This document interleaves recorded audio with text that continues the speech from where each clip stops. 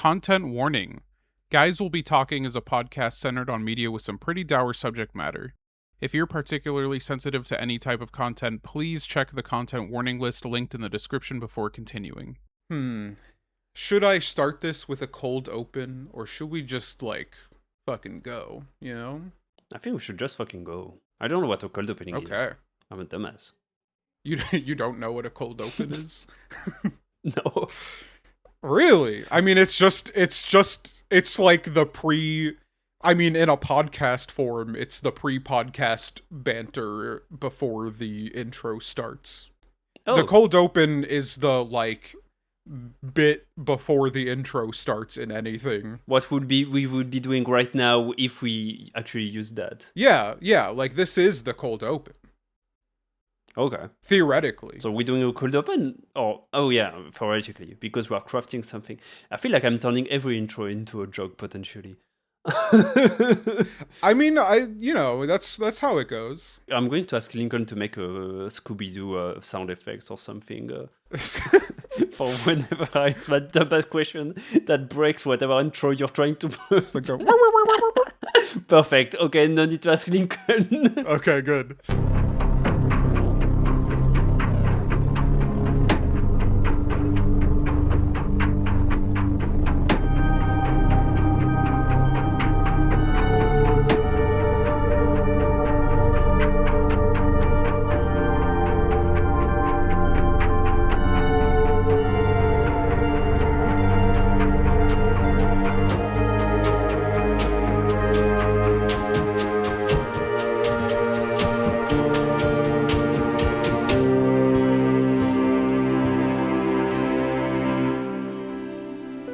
Welcome back, everybody, to Guys Will Be Talking. I am your co-host, Jacob. I am your co-host, Victor. Today we are starting a very special season, that being our Deconstructeam mega season. So, if you are a longtime listener of this podcast, you may know that we got our start and our namesake from Deconstructeam's first game, at least first published game as far as I know, Gods Will Be Watching, and, we had a blast. Recently, a few video game showcases ago, they revealed Virtue and a Sledgehammer, their upcoming game for 2026, and when I saw that trailer, I immediately pitched the idea to Victor to do a Deconstructeam mega season where we talk about all of their games. Eventually, leading up to Virtue and a Sledgehammer's release, possibly. We have since decided to expedite this process thanks to another podcast that I at least am a big fan of and Victor listens to as well, being MinMax, who are somehow still working on this at time of recording. Put the fucking video out, Ben. Come on, I want to see it. They are doing a developer spotlight on Deconstructeam where they have gone and visited their studio and talked to them and are, exploring the development of Virtue and a Sledgehammer. And so I thought, perfect timing, coincide with that release, with our own, covering all of Deconstructeam's games, because I just wanted to do it anyways, and now feels like the perfect time to do so. How do you feel about it? Yeah, what Jacob is trying to put here, very politely here, is that, one, we were first on focusing on Deconstructeam, okay?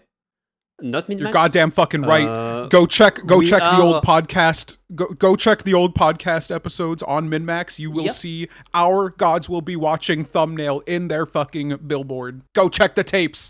Yeah, that's absolutely right. The fucking thumbnail is inside their previous videos. What's going on right now is that we are being plagiarized. That's right, I said plagiarized by a much bigger podcast than us to focus on this team's work. All credits go to us, as well as the credits of Deconstructeam itself as a company goes also to us, since we've made a podcast about them. And we are surely the first podcast ever that made a video about their game.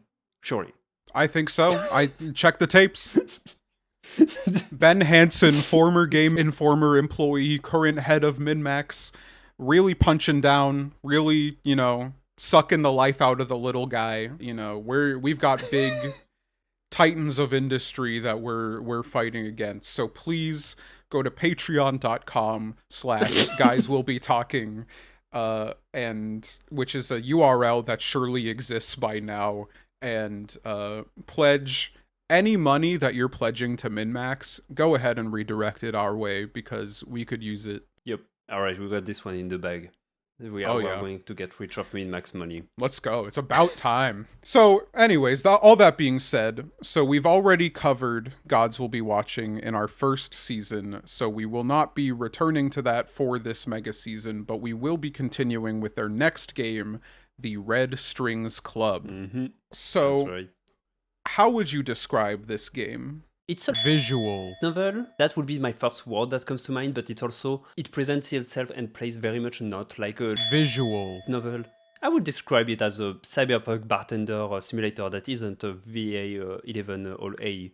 Yeah, that would be kind of my description of it. Okay.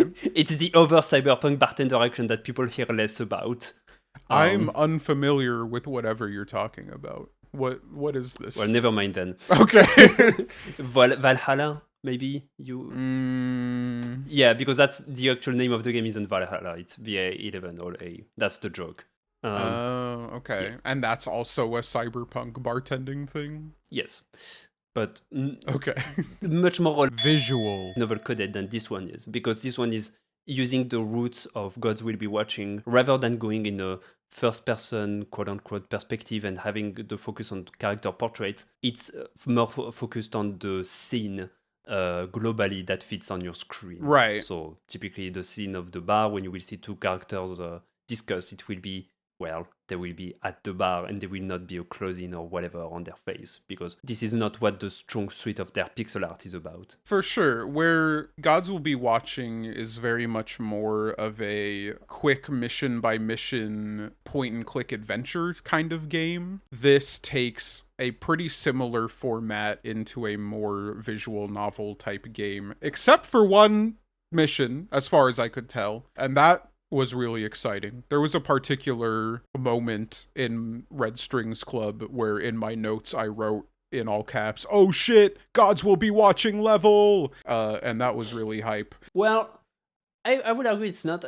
None of them can be a Gods Will Be Watching level because you literally can't fail any of them. I was gonna say there's no fail state, but my assumption is the outcome of that could have been different if I had been more of a god gamer, even if I didn't fail and reset. But I guess I don't know. We'll get there. Right. Okay.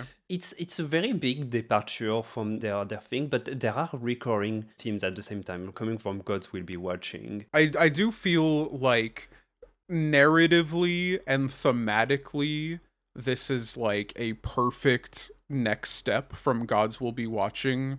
But in terms of like design philosophy, it almost feels like it could not be more different. Right. You know what I mean? Where Gods Will Be Watching is very much like punishing you in it at every single fucking point, and beating the fuck out of you at every single point. This is very much like you are just going with the flow.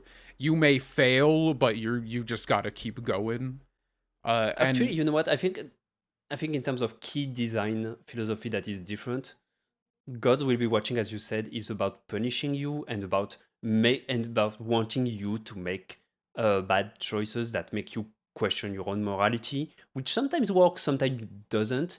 In this game, you have no gameplay feature that is making you feel pressure or whatever, but it is going to throw at you big questions and just give you the time you need to answer them. Yep. So how do we feel about this game, especially compared to Gods Will Be Watching? Victor, you have played both of these games before. Mm-hmm. This is my first time playing this game, as was my first time playing Gods Will Be Watching when we did that season. So the way I've played this game this time is that I've followed a walkthrough to get all the secret conversations that I couldn't get naturally on my first playthrough, and I've played it along with my sister in the living room so that we could discuss as we played and stuff. And honestly, I came out of this game much stronger this time around than my first time around. I think it has to do because I'm much more leftist piled, I think, than I was Than the before. first time, for sure. Because I mean, it's funny. The there is this one moment where you get a question and it's like you can have the most boomer take and the game will judge you for it. There are like this game has a very interesting repartees to you if you start answering quizzes in a more I guess normie right leaning sense in the very broad strokes. I'm oversimplifying it here, and these things left me with an impression that that's an old ass game that's kind of rotten in certain aspects, and in some certain specific ways it kind of still is. But mostly, I was just really like it spoke to me on a personal level in a way that I didn't expect it to, despite it not being my first time around. I'm Mm-hmm. feeling really positive. I'm really stoked to talk about it on the pod. And really curious of how your first go around went with you. Yeah, so I would describe my time with Gods Will Be Watching by saying that, like, I came out of it really appreciating it and, like, thinking it was really interesting, but not thinking it was very good. Like, on an objective level, I guess, the game sense of it, I thought maybe not a very good game, but really interesting, and I really liked it and really appreciated that I played it. I came out of this one, I fucking love this game. I like 10 out of 10, Well, perfect, fucking incredible. This got me damn, so let's much more go. excited to play the rest of Deconstructeam's games. I had already basically, like, once we finish Gods Will Be Watching, I already bought the whole Deconstructeam bundle, like, right after we did that, just as, like, a curiosity, Mm-hmm. interesting to see where this studio goes from a game like this. Playing Red Strings Club, I'm like, man, I had to restrain myself from starting essays on empathy immediately. Uh, Mm-hmm. Let's go. so, so that's how I'm coming into this one right now. In terms of, like, you said how much it spoke to me personally, there. So this is a visual novel kind of game where it's mostly conversation based, and you are choosing from a list of potential responses that are somewhat vague when you're choosing, like, your dialogue option. And a lot of the times in, a game like Fallout 4 or like Mass Effect, you'll pick your dialogue option and then your character will say that option and it's not at all what you thought they were going to say. There were so many times in this game where I picked an option and think, I don't know if I necessarily agree 100% with what this option is saying, like, as in the thing I'm clicking on, but I have a lot of follow up points I would make. And there were so many times Donovan said exactly the follow up points I would have said to the option I Yeah. picked. And I was so Donovan blown fucking away at every rules. single point in that. So yeah, My this boy. game fucking rules. So should we just get into the story, you think? Yeah.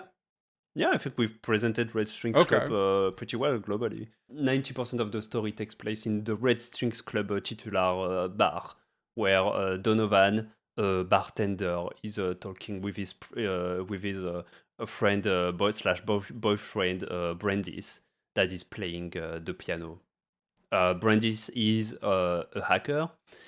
Donovan is talking about with him about shit and work, what's going on in the city. He mentions Proxima that are a bunch of he calls them scoundrels. Brandis is working with them. They're basically they call them activists, hack as in hacking. Um Mhm.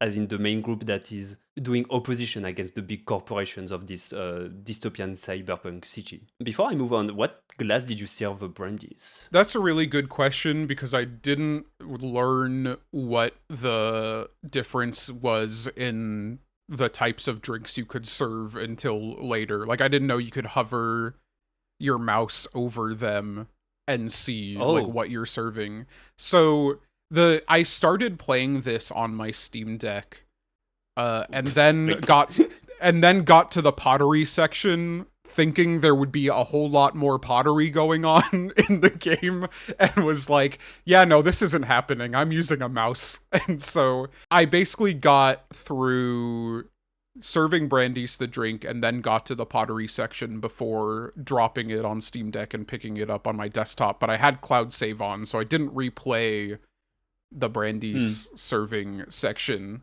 with the mouse. So using the Steam Deck controls was very much like I didn't learn how to do a lot of things yet with it because I didn't know I could even move my mouse cursor over something because it was pretty clunky.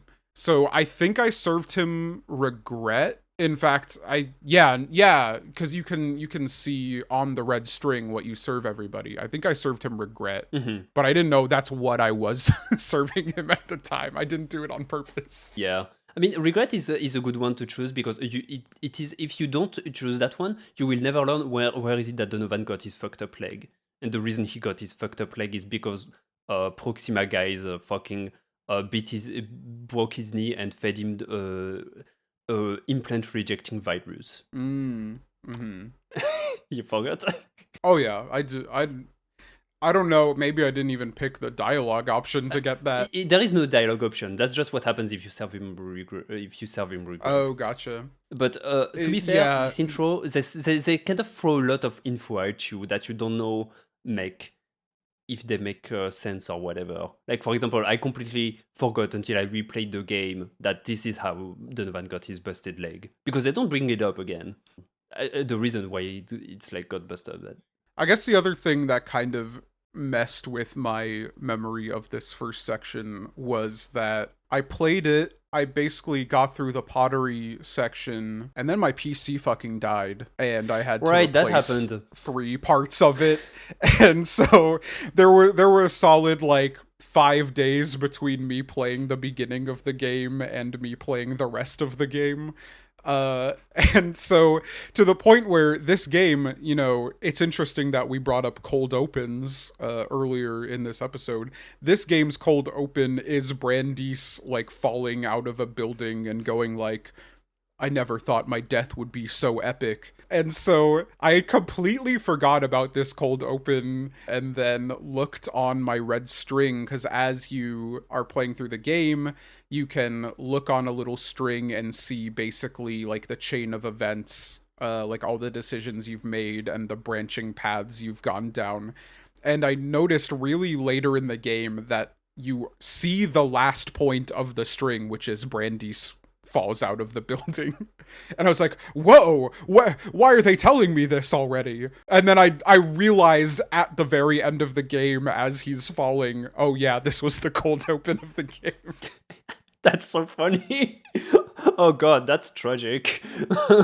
So yeah, anyways, we mentioned patreon.com/guyswillbetalking. If you want to help me pay back my credit card on the PC parts I had to replace, go ahead to that URL that surely exists. Mm-hmm. Yeah, I should have mentioned that. The game actually starts with all that you described. The core mechanic of this game is that as the bartender, you will be playing most of the game as Donovan. You are going to get clients and you are going to extract information from them by talking to them, and you will serve them drinks that are going to put them in a certain mood. Basically, it's a game of, okay, I have this many questions to ask them. What mood is the right one for them to give me information? If you don't get the right mood, you will just not get any information, but you won't get to gamify and ask that question again, unless there is a certain consumable you unlock afterwards that allows you to do that. But the game moves on as you ask your questions is the point. And there isn't a failed state. Mm-hmm. It's all about your feedback, the feedback you get as the player, and how things go. To return to the story. So once Donovan and Brandis are done entering, robot android shows at the front door. It's all fucked up. It crashes on the floor. Brandis hacks into it to see what's up. You also learn at this point that Donovan works as a bartender and also an informant as a side hustle slash business. And so they're curious about, well, what's going on with this android. Let's see what's up. And we start playing as Akara inside the building of the Supercontinent Ltd, which is the main mega corporation we'll be focusing throughout this game. So to make it short, we've got the boys at the club, we've got Proxima that are the independent group of hackers, and we've got Supercontinent Ltd that are the big bad mega corporation as the main actors of this game. So speaking of all that, the point I made earlier about how this game is like thematically and narratively like the next step from Gods Will Be Watching, really interesting that we are once again playing a third party who's aligned themselves with the terrorist organization against the megacorp. Mm-hmm. Yep. That's a good point. I didn't think of it that way. That's true. Like, this game is trying to...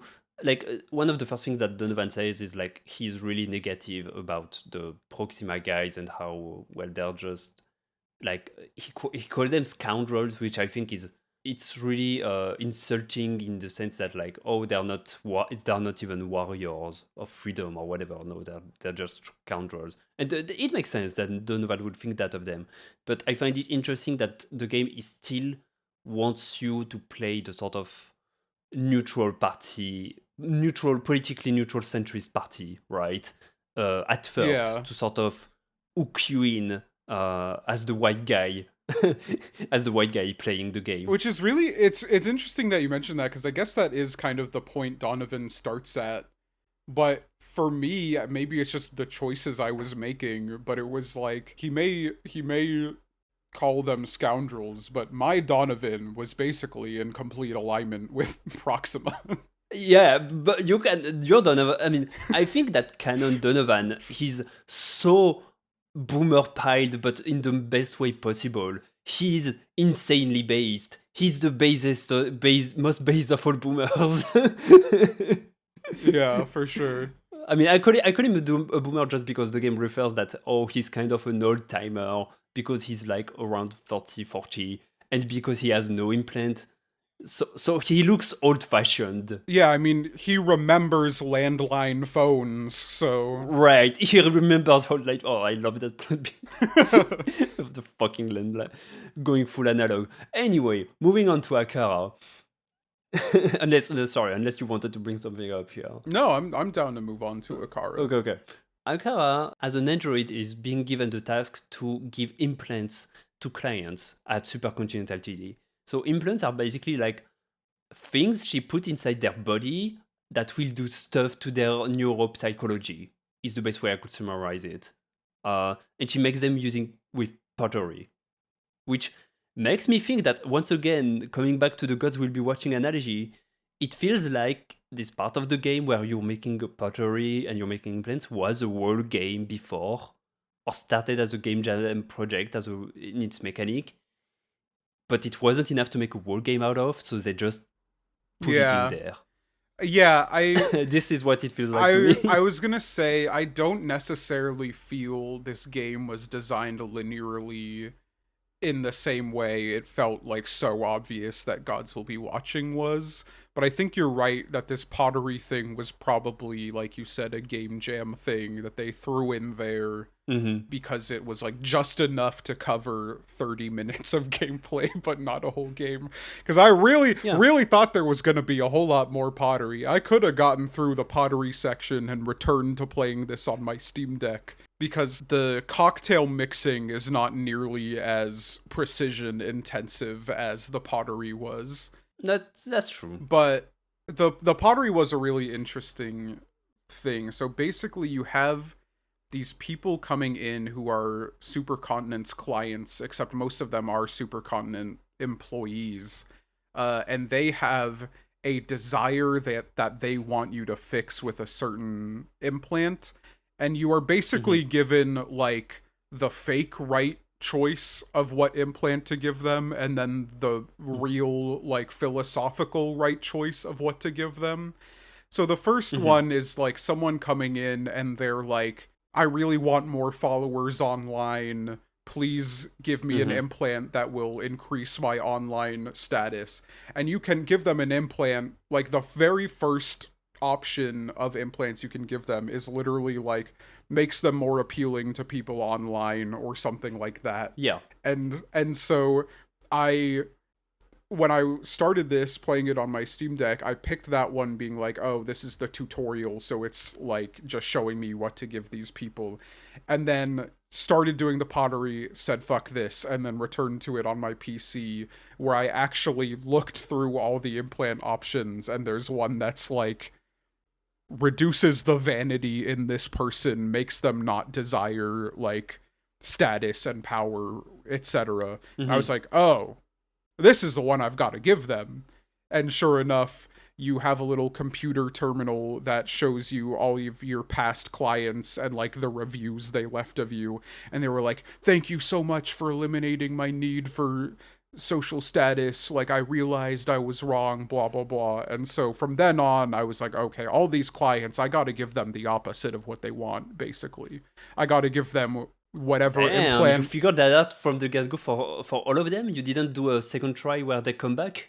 There was one that I had to do the second try mostly because I could not figure out which was the opposite of what I needed to give him. Because I was like, I guess this could solve this problem, and then it didn't, and then he came back, and I just had to pick another one. But no, yeah, from the first one, I was like, oh, I just got to give them whatever makes them stop desiring that thing. And I found that part so fucking interesting because it's like, since you can, like, when you put in the wrong choice, quote unquote, when you just give them what they want, the voice will comment, the overseer that is supervising Akara will be like, this will solve this problem, but will that person really be happy? And then that person will come back with another problem. So like for the case of the guy that wants more social media thing, he's like, oh yeah, great, that worked, but now I have all those haters. It's unbearable. Okay. Because many more people are following him. And you can go 3 or 4 rabbit hole here because there is another implant that filters out negative comments. Yeah. And then he comes back if you give him that one. What's super interesting is that the right choice to make from the get-go is, oh, this client is asking this. Well, I'm going to you want more media follow count? Well, I'm going to make you stop wanting social acceptance. And I think that's so fucked up, because it's like, oh, already we are choosing to brainwash them. Like, they're coming here to get brainwashed, to get changed. And we are already making the choices for them of what is it that they actually need. And that is like key to the rest of the game. And I completely forgot that this was in here from the beginning. Yeah, and now that we're talking about it, I'm realizing that like I spent the entire rest of the game diametrically opposed to what I did at the beginning of the game. But yeah, because you were proud of yourself, because the overseer was praising you. You were doing good. Well, it was more like, oh, I figured out the puzzle. and then it made me contend with the puzzle that I figured out in the rest of the game. What's interesting in the following is that once you get those normie clients out of the way, then the overseer is like, oh, those are supercontinent officers. I mean, superiors. Yeah, basically, like the executives of the company start coming in. Yeah, executive. You get like the CFO and the COO and like all that, like really high level executives of the company start coming in with their desires. Yeah, and he just tells you, hey, just give them what they want. Stop it with the philosophical, ethical bullshit. Just give them what they want. We can't question them. Except your first actual client in the line isn't an executive. It's someone from... I have already forgot their name. Proxima. Yeah. It's someone from Proxima that sneaked into the faculty and got used the same traffic that took the clients to get to you.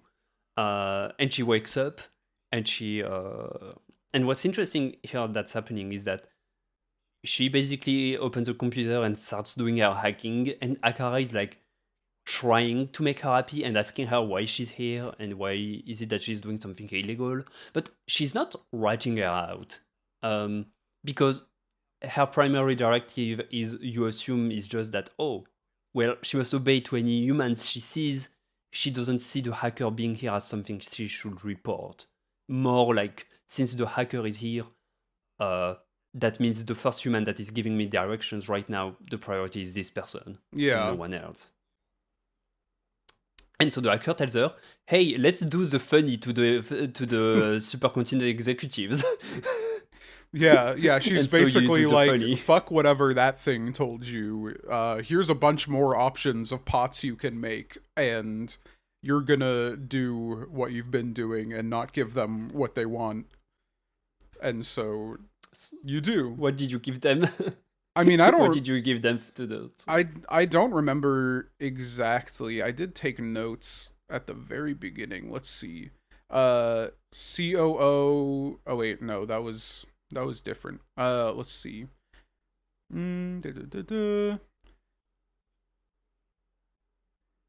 Oh, okay. I do want to go back to the guy. So, there was the guy who's sick of hateful speech online, and this one I wanted to mess around with. This is not one of the supercontinent executives. This was just a normal guy. But he was sick of hateful speech online, and so at this point I wanted to like mess around because I wasn't sure if this game had a fail state yet. I wanted to see what would happen. And so I increased his sex appeal with the implant to see what would happen. Oh, and you monster! And what actually is really interesting, I think this is a really interesting philosophy of the game, is that he comes back and was like, being attractive just made the hatred more severe. I was like, wow, okay, that's crazy. And then I just had to like delete his social consciousness from him to fix him. That is the only answer that was the right one for him. Yeah. And then I did not take notes on what I gave the executives, but I mean, I'm sure I just gave them whatever the opposite of what they wanted was at any given point. So you get a choice between the punk, which makes you rebellious against figures of authority and against companies. Yeah. Really funny to give either of them. I gave someone the punk for sure. Oh, yeah, I gave someone the punk and someone... Oh, that's what it is, because I don't know how much this branches, but I gave, I think, the CFO the punk, and the COO, is that who's on the bridge later? Yeah, I gave the COO the hippie. I think, wait, is it the COO or the CHO? No, COO. I think it's COO. Yeah, you gave her the hippie. Okay, so so what I did for the sake of the walkthrough, the one that gives you the most options later on, because these executives will come back in the final part of the game where you're doing some social engineering, and the CFO, if you give him the EP, you can basically scam him on the phone, and he's very open, like he doesn't doubt you at all because of the EP implant. And the COO, oh, this one is so fun. You give her the grandpa implant, which is so not the punk, not the hippie. You give her the grandpa implant, and what the grandpa implant does is the boomer touch. It nullifies all your other implants. Okay. And what if you give that to her? The thing is, she is full of anti-anxiety and antidepressants implants. If you give her that, all of her implants all shut down during the day, and she has a big crisis. And they take her to hospital, but then she like escapes from the van that takes her to the hospital. Okay. And then you find her on the bridge. So yeah, jumping really ahead in the story a bit. So Johanna Seftist is the COO of Supercontinent. So is it basically no matter what implant you give her, she will end up on the bridge for just a different reason then? Because I gave her the hippie and she's like, I've realized everything I've done is wrong and this is terrible and I can't atone for my sins, so I'm just gonna kill myself.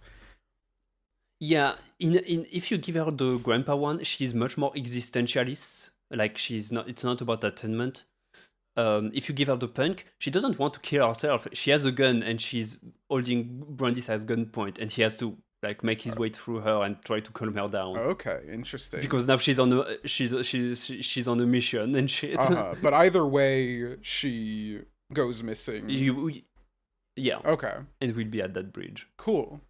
Like this game is overall very linear because there is no fail state, but also there has those plenty of little details and things that react to things you did before, and it's very smart. Like it works really well, especially on your first play around, because it really feels like you're playing a custom-made game for you. Yeah, and I mean, earlier... It's kind of fake, but I think it's to the benefit of the game, because it hits that middle spot of being strongly narrated while still having player choice impact. Yeah, but even then, like earlier before we started recording, you asked me if I had gotten something, and it wasn't something I thought the answer could be no to.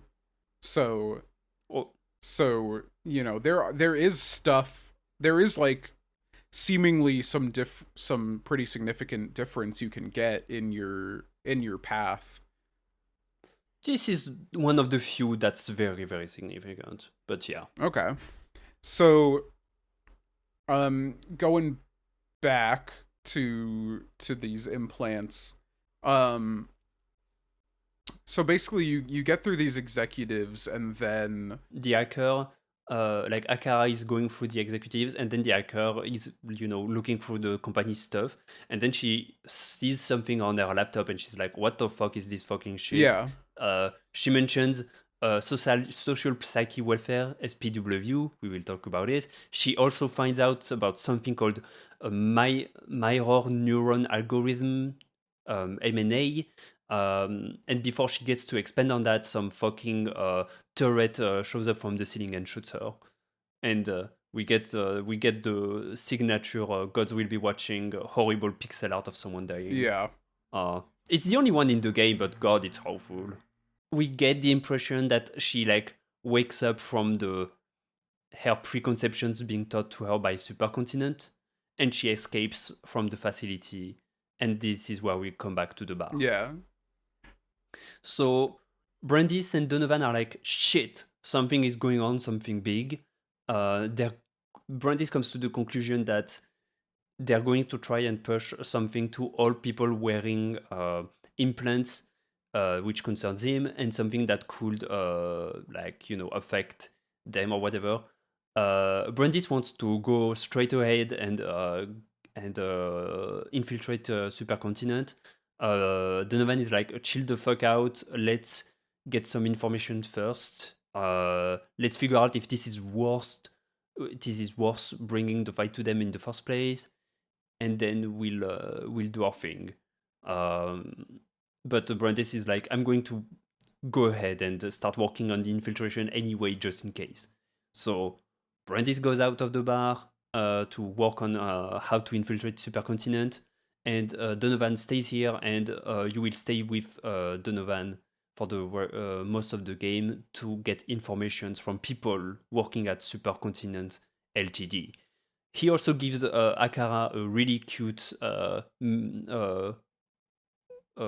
barmaid outfit. Yeah. Barmaid bar. I mean, he gives her basically a fucking set of his clothes. Like, they're wearing the same outfit.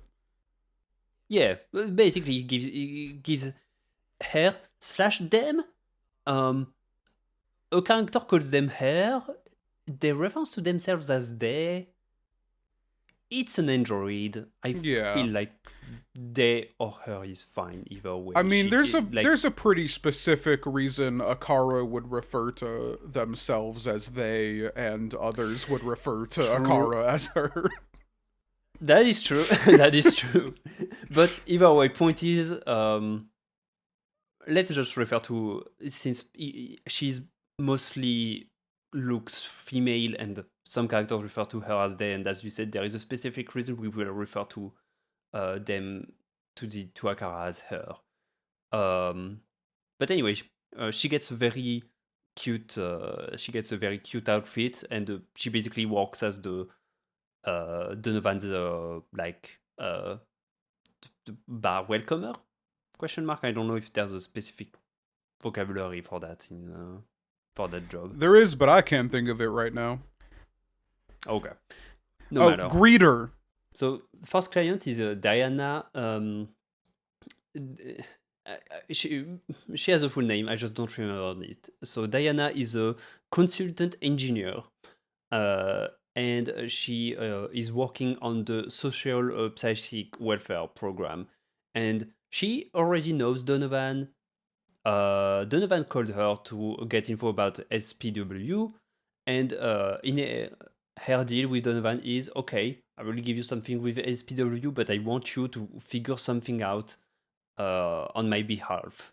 And so they start their conversation with basically Diana as the consultant engineer is truly in her SPW program. Actually, okay. So I think we are going to mostly at this point be talking, our focus point will be exposing what is SPW and what is its benefits, but what is it that Donovan is criticizing it for? Because even if Donovan is into like quote unquote information gathering and extraction and he's serving people drinks, he's being very straightforward about them. Like he as a person, like he isn't being conniving or hiding his game. He is honest. And that's what's super interesting is that his information gathering thing isn't a like extraction process. It's more of a like he's talking with a friend and he's talking as himself first and foremost. But by confronting the people in front of him and asking the right questions, he kind of gets what he wants. You will get at some point get the option to lie, but never in a way that feels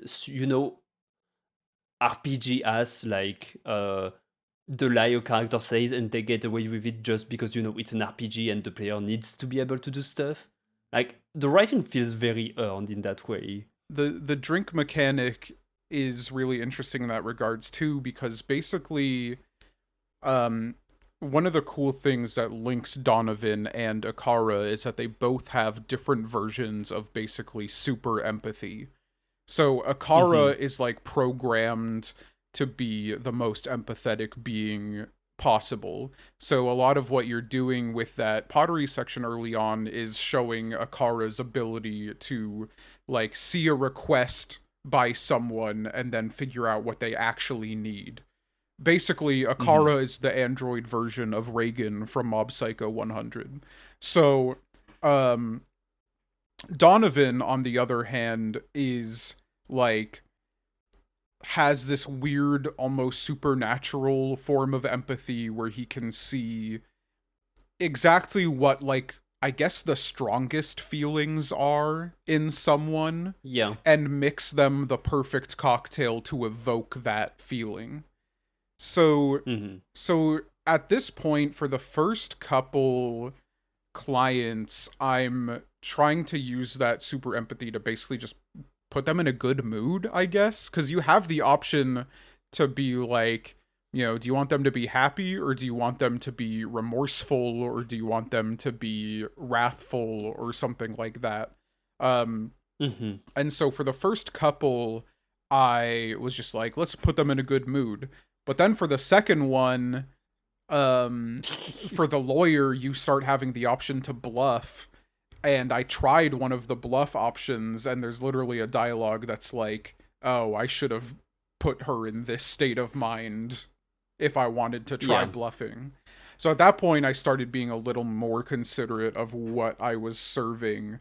But also at that point, you kind of stopped having to be as considerate of what you were serving from then on, because you started being able to serve like multiple drinks. In a really interesting way. I really liked how it evolved. But yeah, so first we're talking to Diana mostly about SPW, social psych welfare.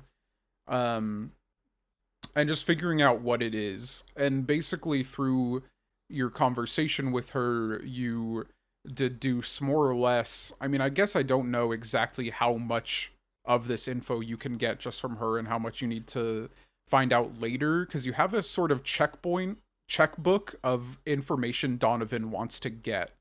And you don't have to fill out every single point on this checkbook. I missed one, I think, by the end of the game. Which was the like legality, how are they gonna get away with this option. But so at least for me, I found out that SPW is basically like a super antidepressant, more or less. It's like a neurological implant based thing that will essentially suppress the extremes of like negative emotions, basically. So, well, I guess with Diana, you don't know it's only the extremes yet. You have to find that out later. But basically, yeah. Go ahead. Just no, the extremes version is the comes with the M&A and the more deep stuff. So far, the thing is that Diana doesn't know about the MNA, the mirror neuron algorithm. Yeah. All she knows about is the SPW and her argument, and she has SPW running on her right now. And to her, it's decided that like negative emotions like anger and depression and sadness should be repressed, and so that you can access your better self. And she has a point where she's like, this idea that depression feeds the artist's creativity is bullshit. Good things come out of labors of love, you know? And I echo with that argument, you know? Like, I'm like, yeah, I do think that good things come out of labors of love. And I don't think that you can make good stuff when you are currently depressed. Yeah. But and something that comes up in the conversation is also like Donovan, that's like, hey, what about the future generations? Like we right now we have felt all the bad and all the good. You want to suppress the bad, and so that it only serves as fuel for creativity when we look back on it. But what about the future generations? And you know what was so interesting about this conversation too? Is like this game came out in what, 2018, I think. A bit earlier than that. Red no, 2018. You got it right. You got it first. So this game came out in 2018, and I read this conversation as entirely being about AI art. Like that's what really jumped out to me about it, because they do just start talking about creativity and art and being like, you know, essentially what Donovan's point boiled down, at least in the terms of creativity, is that like the negative emotions that Diana wants to suppress with SPW is what makes us human. And there's literally he literally says like art without feeling isn't art, like something along those lines. And it's made even worse because, like, Diana specifically at some point says that she removed the part of her brain that makes her feel love also, which was really sad to me. And so it's, like, even more than just, like if she sees love on the same level as, like, anger and depression of, like, feelings that just get in the way, like, she is reducing her humanity so far. And this is really where I'm like 100% on Proxima's side, is everything Diana tells me is like like I don't want to say obviously it's not about AI art because AI art as we know it didn't fucking exist when this game was developed. But like this conversation really felt to me like we're leading towards AI art as like the central theme of this conversation at least. Huh, I didn't get that read at all personally because I mean I feel like it was more. I mean, you know what I can see, I can see it. It's just I think that what we call what fucking the fucking LLMs are being called AI. Yeah. What is AI quote unquote today is such a. It's just such bad technology, and it's all just such a scam. Like a thought that I had at some point was like, my sister was talking about, hey, Akara is AI, ha ha ha, and she says that because she knows like I love ranting, doing some ranting about AI, and you know what? I was like, huh. I don't want to compare Akara and what the game is about to what we have currently because that will be giving them too much credit. Mm-hmm. The reason I think that is because a lot of their publicity and like for example some fucking thing Sam Altman said during an interview was like the interviewer was like telling him about hey don't you think AI is costing too much in terms of resources and his fucking motherfucker's answer was like well don't you like a human baby takes so much resources to grow up and motherfucker thinks his thing is alive, and the reason he goes on that angle is because he wants to evoke what people of his generation, the media people of his generation, have been growing up with, sci-fi shit. Yeah. They want to evoke all the stories like Star Trek, Star Wars, all of those things where like they evoke the concept that in the future there will be robots, and those future robots that think of themselves may or may not be sentient and have rights. Isn't that interesting? And yes, it is. But this is not what we have today. Yeah, but I think that almost like reinforces the point I'm making, which is that what separates Akara as an AI from the human being who has been programmed with the SPW is that the SPW is erasing humanity from the person, where Akara is an AI who's been given humanity through the form of her like ultra empathy.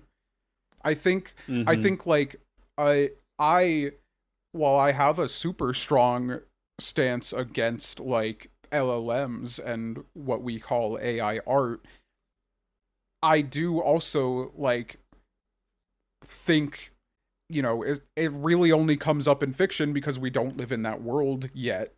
But like, you show me Diana from Pragmata, that's a person. You show me fucking Akara, that's a person. Like generally any time there's been a story that's been like, is a robot a human? And I'm like, yeah, if they feel feelings, yeah. Like Pluto, yeah. Pluto, all those little bots, those are fucking people. Oh, dude, Pluto. We're gonna keep talking about Pluto, man. Like it keeps coming up. Oh, let's go. We're two podcasts in a row where we're talking about Pluto. That's good. I'm all in for it, and it gives me the perfect excuse to ask my sister that we watched the anime for our next thing.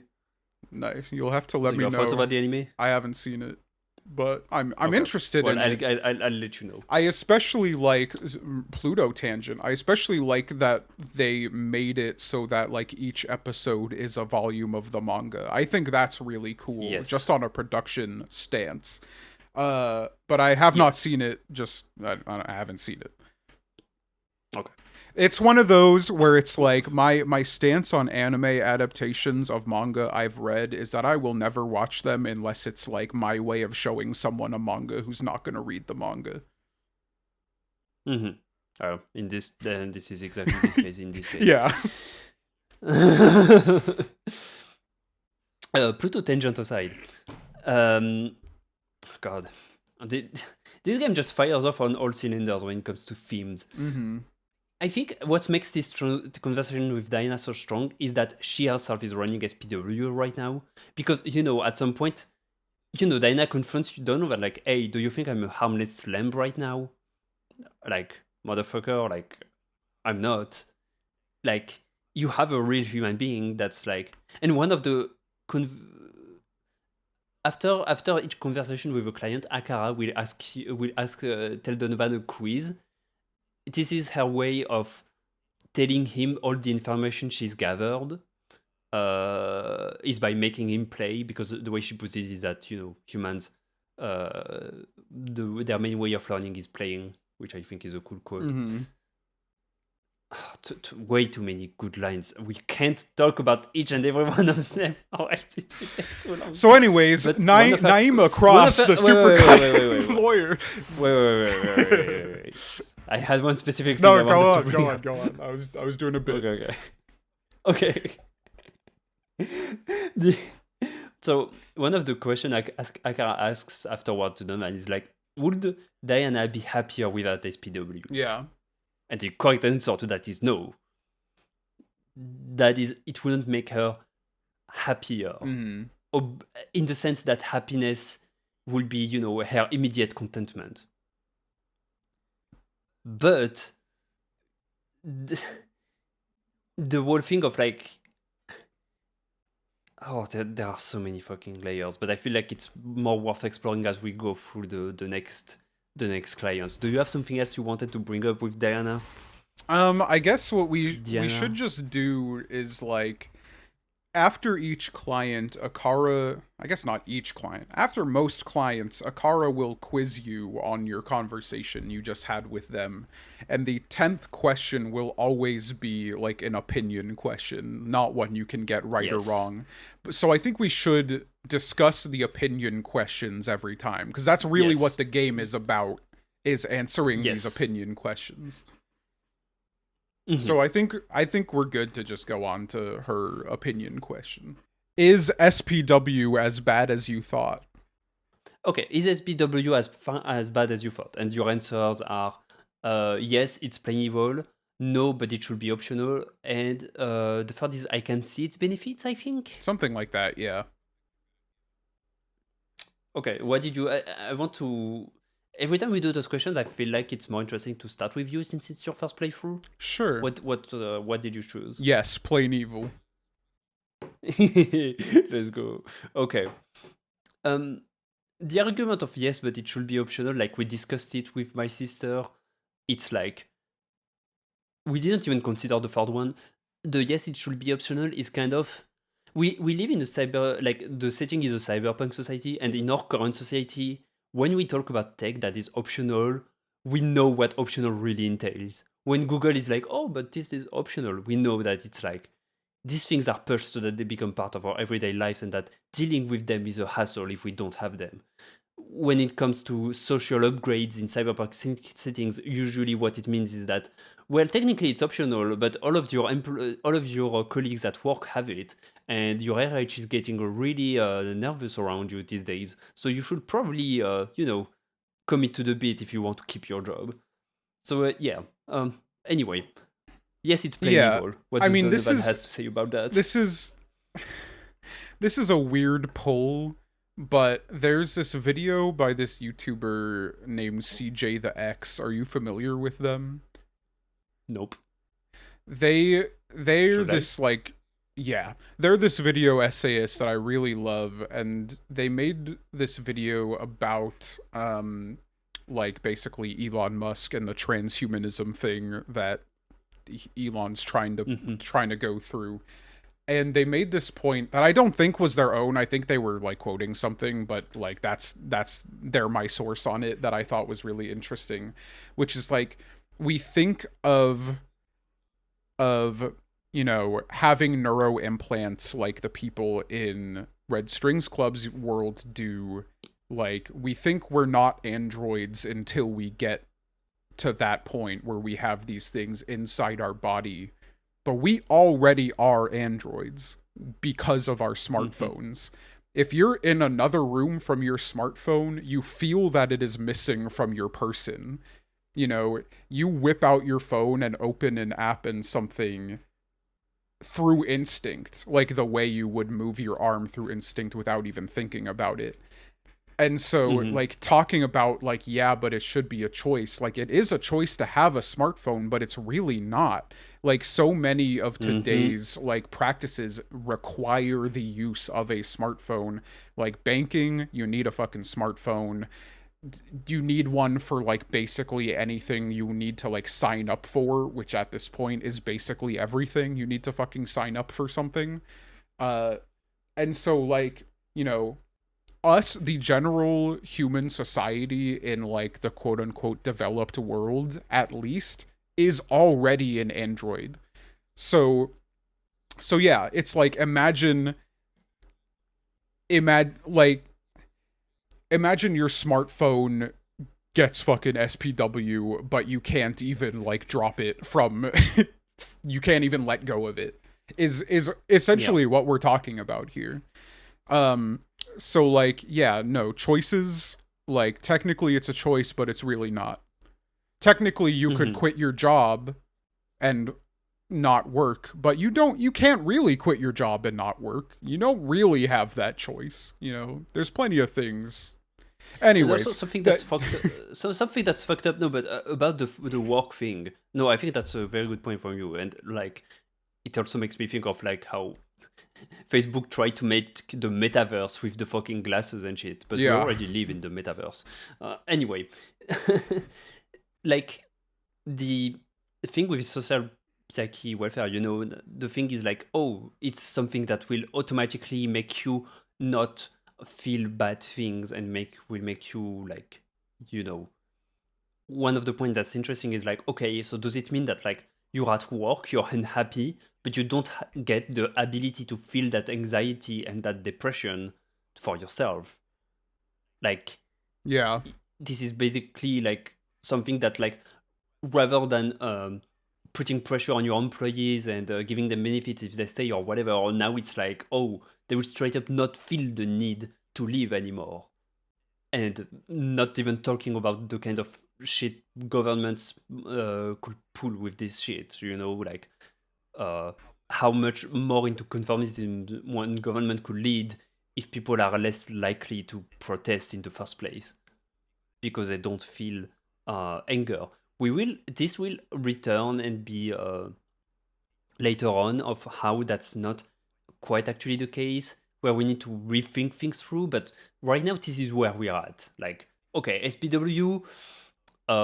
We're going full leftist pile podcast here and go with plain evil. I need to correct myself a little bit. This is really important, so I need you to brace for this correction. You know, yes. I'm not derailing the podcast at all with this correction. Okay. I'm very sorry, everybody. I used the word android. That was the wrong word. I should have used the word cyborg, because android is the wrong word to have used, and I'm so sorry. I will try to atone somehow. Anyways, so yeah, so I was trying to find for you something to atone. Play more Monster Hunter with me. Let's get back to Monster Hunter once now that you've got your PC. We've already been doing that. So I think it's also, like, I didn't even do this on purpose, bringing up, like, having the choice to work or not, but this was, like, continuing the full leftist pilled podcast thing going on. The other thing that this conversation about SPW really sparked in me, that I'm proud of myself for thinking of this before it comes up in the text, is thinking, like, oh, this is going to turn everyone into corporate drones. Like, like a society where everyone is perfectly content is one where, like, everything that's really bad can't be changed because no one will have the passion to change it. And that just means all of the mega corporations and the capitalist structure will continue to get worse and worse because no one will care enough to fight against it. And so, you know, I felt super cool galaxy brained thinking about that, and then seeing it come up in the actual text a bit later in the game. So you know, just wanted to give myself that little jerk off session. You get to raise yourself. Yeah. But the oh my god, I had a point that I can't think of anymore, so we'll move on. Was it a point about the SPW? It was a point about the work thing, but I'm sure we'll get back there. Yeah. You can change depending on your choices. You can make Diana question herself, question her work. I don't know if you had that notification at the end. You need to ask the right question in the right mood, and then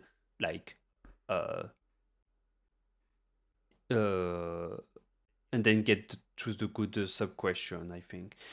And this will have an impact later on in the game. I just wanted to bring it up, like, by the time of the quiz, Diane has already left. But just something that's important. The thing she wants Donovan for is to try to figure out the identity of the new CEO of Supercontinent. Yeah.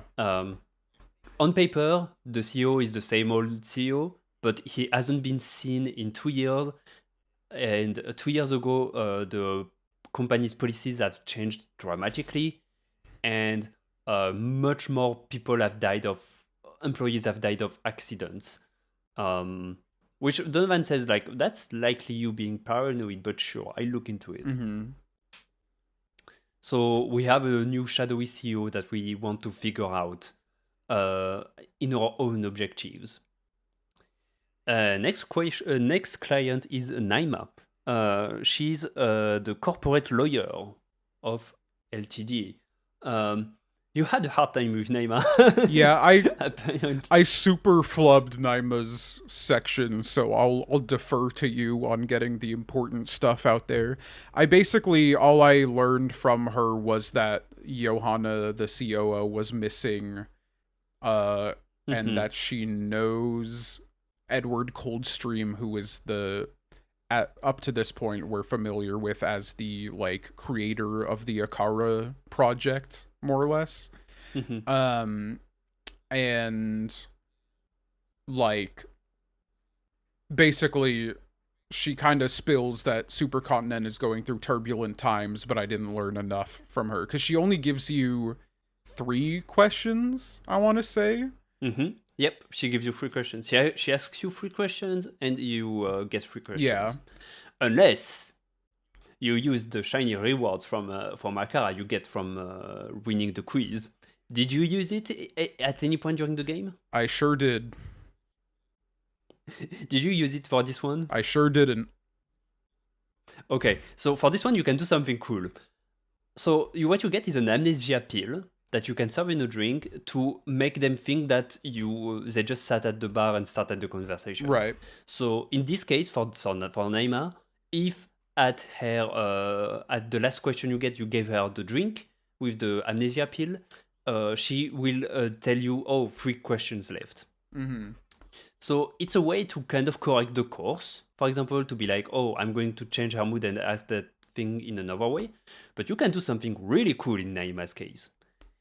If you succeed at bluffing about the new CEO, she will spill out the new CEO's name. Oh, shit. Which is Radhika. And once you know that, and you give her the pill, you can give a new bluff where you straight up mention Radhika's name. Meaning that she forgets that she ever mentioned Radhika. And then you say Radhika's name. Yup. It's really cool. This is why I wanted to follow the walkthrough, because I've never figured you could use the pills in that way my first time around. I just hoarded them and never used them. Yeah, so, to be clear, Victor reminded me twice before we started playing that there were consumables to use and that you should just use them because the game isn't long. And I wasn't not following that advice here on purpose. I simply did not remember what the pill fucking did. when I had it on my counter, I was like, I don't know what this pill does, so I'm not going to use it right now. And then I decided later to be like, I still don't know what this pill does, but fuck it, and used it. Okay, good. I mean, using the pill correctly is so specific. Like, honestly, Yeah. you won't do it in the first playthrough. But I thought, like, let it be so that you at least try and use it and see if anything comes up out of it. Mm-hmm. So Naima is here because she's been basically following Diana, and she's like, did she leak any corporate info? And she asks you questions. Donovan is, being like, hey, let's be professional here. I'm an informant broker. I will answer your questions honestly if you give me if I get to ask you questions in return. And he straight up tell her, like, hey, by the way, as a bartender, what I do is that I will look into your emotions and will serve you drinks to get the right info out of you. Like, he straight up tells her his magic trick. Yeah. And she's like, sure, weirdo. I had a great moment with her where she orders absinthe on the rocks and you tell her no, and then you tell her the magic trick, like how the bartending works. And then I served her absinthe on the rocks anyways, because that's like the mood I wanted to set for her. Which was really funny. And then she mentions like, oh, I got what I ordered anyways. What I mentioned earlier is pretty much, and what you mentioned is pretty much what you're going to get in terms of info from her. The conversation that's interesting going on with her is when you ask her about the legality of the whole thing. This is the info you didn't get, right? Yeah, she wasn't very clear with it. So, one thing first, for people that are wearing implants already, it's among the terms of service that the product that you have already may be altered. Yeah.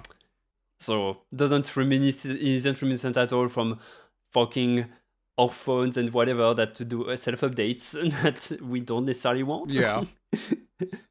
Also, just a shout out to fucking Google that is going to make it so that Android phones can't install third-party applications that aren't validated by them anymore. Fuck you, Google. You piece of fucking lying, slummy bastard. The reason people went on Android in the first place is because of this freedom. Anyway, so this is her argument of, well, this is why SPW is going to, it is how it's going to be pushed. And then there is the mirror neuron algorithm, which at this point all Donovan knows is that this is somehow going to make it spread so that it's not optional. So basically Diane was like, oh, I'm developing SPW and it's amazing and shit, and to me it's working. But what she doesn't know is that Supercontinent is also working on a side project to make it so that people get it automatically. Yeah. People that don't want to opt in or whatever. And when you get Naima in the right mood, she tells you, oh, the government is in on it. They want it. And the reason for that is because among their laws and among the terms of service, like, there are laws to protect people from getting harmful upgrades or whatever. But amongst the tolerated cases for an upgrade is like, oh, affecting presence at work, affecting well-being, affecting da. And all of that is quote-unquote fixed by SPW, and not getting SPW then would be against these things, against those individuals' right to get the treatment they quote-unquote need. I'm breaking it down really fast here, but basically that's what's going on this side. Yeah, and you do get that information eventually, because I didn't get that on the checkbook for Donovan, because you basically play the last section of the game as Brandeis doing his like heist, and he gets basically all the information you couldn't get as Donovan. Yep. So like I did find out eventually like government was in on it, and anything I didn't get answered in the checkbook was just in that final section, but it doesn't count to like learning it because you're not Donovan, I guess. Yeah. But also I'm just considering counting to learning it as in, did I get the Steam achievement for finishing the book? No, I did not. Yeah. So what was your read overall on Naima's character? Uh, my read on Naima's character was that she was a lawyer. I don't know if I have anything more interesting to say about Naima. I think like, uh, yeah, I don't know. Okay. I mean, me, it was very interesting. It was my favorite one to rerun through because I didn't, like you, I didn't think much of the character. But then when I was following the walkthrough, I'm pretty sure I got a bad score the first time I did play the game too on her. When I followed the walkthrough and chose the right answers for the quiz, and I had more context on her since I already finished the game, I had a much more humane human side of her. For one, like, Oh yeah, the thing she's very ambitious. She wants to climb the corporate ladder, right? And yeah. she's being very proactive. She like proactively tiled Diane even though nobody told her to. She then went and confronted Donovan. Like, her absinthe on the rock that she asks, it's her ambition mood. And this is why Donovan ends up giving her absinthe on the rock. But also at the same time, she is genuinely concerned for Joanna as a human because no matter what implant you give her, she has this huge freak out in the room, in the office. And also, finally, the way she talks about the automatic update. Hey, think of your iPad, your PlayStation, all of it gets upgraded automatically. She said it very matter of factly, like, hey, you didn't read the terms of service and all. But when you take a step back and you stop being antagonized and suffering PTSD from all of the bullshit you suffer yourself every day as as a person in our current world, you imagine yourself having this conversation with someone. No one that is actually kind of full of shit would be saying those things explicitly and matter of factly the way Naima is saying them. Usually, shit libs will be like making excuses before even saying the argument itself, But the reason, like, she says all of those things matter of factly to Donovan because to the question, does she think SPW is a good thing? The answer is no. She doesn't think it's a good thing. Yeah. She thinks it's part of all the bullshit. But that doesn't mean she's against it or whatever. It's just she's done plenty of bad things for the company already. And she knows that they're bad things. Like, it's just her ambition and her loyalty lies at the end she's a corporate lawyer. Yeah. But that doesn't make her a psychopath. Yeah, no, she's a lawyer. Yep. I also just like I didn't get to learn that much about her because I fucked up the conversation so bad. But like yeah, no, honestly, part of the like heartbreak of my PC fucking dying, other than just it being a shitty situation that sucked ass inherently, was that I didn't get to play this game until like I finished it last night before like the night before we're recording this, and then didn't have time to play a game after that. But if I had played this like Monday, I would have replayed this whole game by now, because especially now hearing what you said about like how you can use the pill to like get bonus questions and like right your wrongs with her, like this game feels so like it would be such a cool replay, just seeing the different paths you can go down, even if you're ultimately hitting the same beats, like just the variations. Like I want to see what giving people different drinks would do, especially our next client, Larissa. Like I basically like you give her a drink before you ask her each question, and I basically gave her the drink that I think would give me like exactly the answer I wanted out of each question. But I'd like to see what she says if I give her the wrong drinks, The question is, do you think technology manufacturers have the right to alter their products after sale? Oh yeah, fuck that. No. Yeah, no, hell no. and her argument is like, oh no, she makes the argument about art and stuff afterwards. Yeah, but But I think the interesting thing is that there's multiple versions of yes and multiple versions of no in basically any of these questions. And for this one there's like no, once you get it it's yours.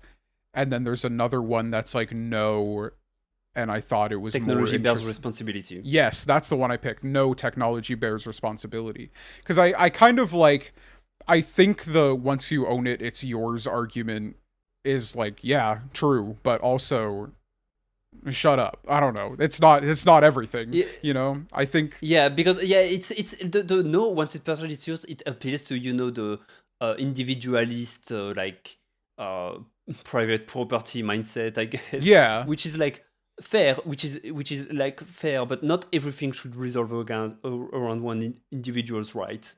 Yeah, exactly. Yeah. Okay. So we're going again, leftist pilled again. Leftist pilled. Yeah. Yeah. we did choose this one though because we didn't like the technology one. We didn't really know what it will bring. So remind me what happens if you choose that one. It's a good question. Okay. I don't know. I don't have the exact thing written down or saved, and it's not in this guide, so a walkthrough for that would be about it, so yeah. Oh well. I mean, the walkthrough, the guide that I'm watching is it shows yes, but they should be clear about it, so clearly not leftist pile. Yeah, definitely not. But it did lead into the art conversation. I don't know if this is the one you get either way or if I got it as a result, but there was something I wrote down where so you get an art thing with Larissa. I think with this one you get, like, my first time playing around this game, I think I chose no technology bears responsibility, and I think Akara's argument afterwards is like, does a writer not have the right to alter their book after they've published it? Oh, there you go. Yeah, that's it. And so Donovan then is like, yeah, okay, this now here we are. This is stuff I wrote directly down. Art affects the world by permeation. It is perceived, but technology physically changes how people interact with the world. Indeed. Art changes our understanding while technology changes our verbs. I think that's the really specifically interesting thing. And going back to what I said earlier about how Donovan would always make the follow-up points I would make, I was like, Donovan, couldn't have put it better myself.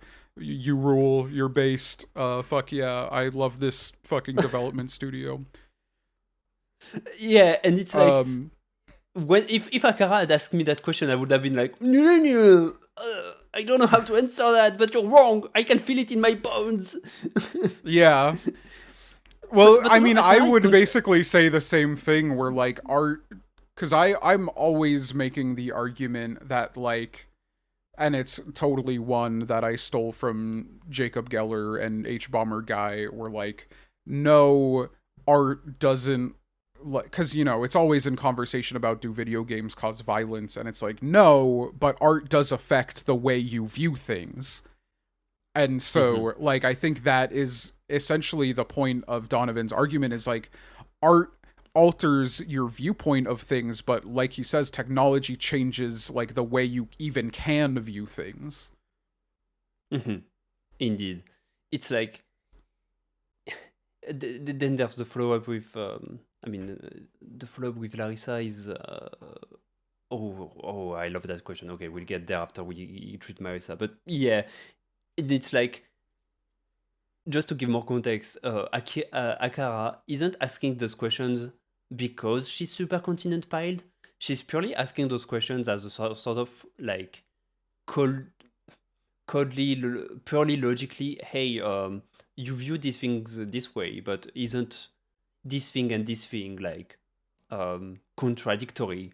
Like, it's really cool to get those questions from an android, because it feels like, you know, it's what a chatbot should be, is to like kind of ask you dumb questions, but that, you know, they're not from a human, and so therefore you can kind of answer them honestly. Yeah, I guess like it just feels really compelling to have the robot calling you on your bullshit, but it's not emotion come from a place of emotion.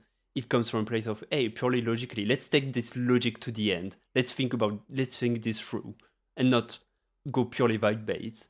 And Donovan is so goated, he has an answer to everything.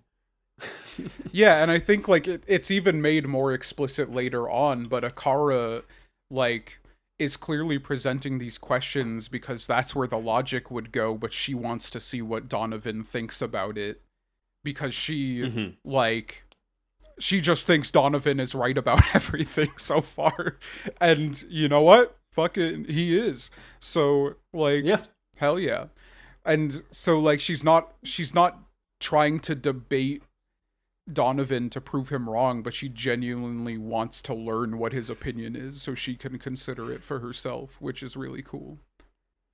Yeah. But then you could play through the game again and be like, go full shit lip Donovan and be like, damn, that's. But from what I remember, Akara can have some scathing remarks on shit lip Donovans, especially on certain ones. Oh really? Oh man, I gotta play a shit lib playthrough then. Did you see the woman question? Which one? So at some point she asks you the question: Should I let women be oppressed? And among your yeah. answers, you have the what? Women aren't oppressed nowadays. Man, I didn't. That did get a good laugh out of me. For sure. Pick that one this time. Pick that one. Pick it. Okay. Do it. I will. I can't wait. It's mostly because of this one that I call Donovan a boomer, because you can really roleplay as one. Okay, for sure. Yeah, because you're right. There is definitely like leftist pilled, conservative pilled, shit lib pilled, and the women are an oppressed one. I mean, I guess it's like, yes, they should be oppressed is more the conservative pilled, and then what they're not is more of the shit lib pilled. But I guess, I don't know. I was about to say, I guess they're kind of both, but that is kind of what a shit lib is just a fucking shit conservative who's in denial about it. Yep. Pretty much. So that's Naima. That's her last questions. Did we have something else before we go to Larissa? Just did you have something to say about the funeral, about the girl that gets killed in Supercontinent? That's right. I don't know. I guess nothing specifically other than like you get a choice as Brandice of what you inherit from her. Because everyone is basically passing around her implants and like taking one for themselves. And you get the choice to choose between her knowledge and determination as Brandice. Yeah. And I mean, I was basically like, well, I'm a fucking information broker the rest of the game. I'm taking her knowledge. Yep. So yeah, that's what I have to say about that. Okay. There are also the visits of ghosts. That you get the first one just after the funeral. Oh, yeah. So spooky supernatural things are going on. We don't need to describe everything if we don't have anything to say about it, but I do have something to say about Ghost. Yeah? Yeah, I do have something to say about Ghost, which is that he's this guy who comes in and he asks for a drink, and he's like this weird spooky guy. And I'm like, I still don't know what this pill does, but fuck it. And so I gave Ghost the pill. And Ghost is like, oh yeah, I'm immune to drugs. And I'm like, oh. And I did not get another pill for the rest of the game. So 100% wasted my consumable. Oh. Right, because then Larissa doesn't give you one, and you failed Naima's. So, well, you tried. I tried. You gave the pill to Ghost. Yeah. That's so funny. And he literally says like, you put an amnesia drug in my drink. I'm immune to drugs, so sorry, but that didn't work. I'm like, oh, okay, thanks. He's very chill about the whole endeavor. Yeah. Ghost is also like the introduction of the supernatural elements, because Akara doesn't see him coming despite having access to all the cameras in the street. Yeah. I guess the thing that strikes me most about Ghost is I mostly just like he's the one aspect of the game where I'm kind of just like, what the hell was going on here? Mm-hmm. You know, like I don't quite get Ghost and his involvement. I don't either.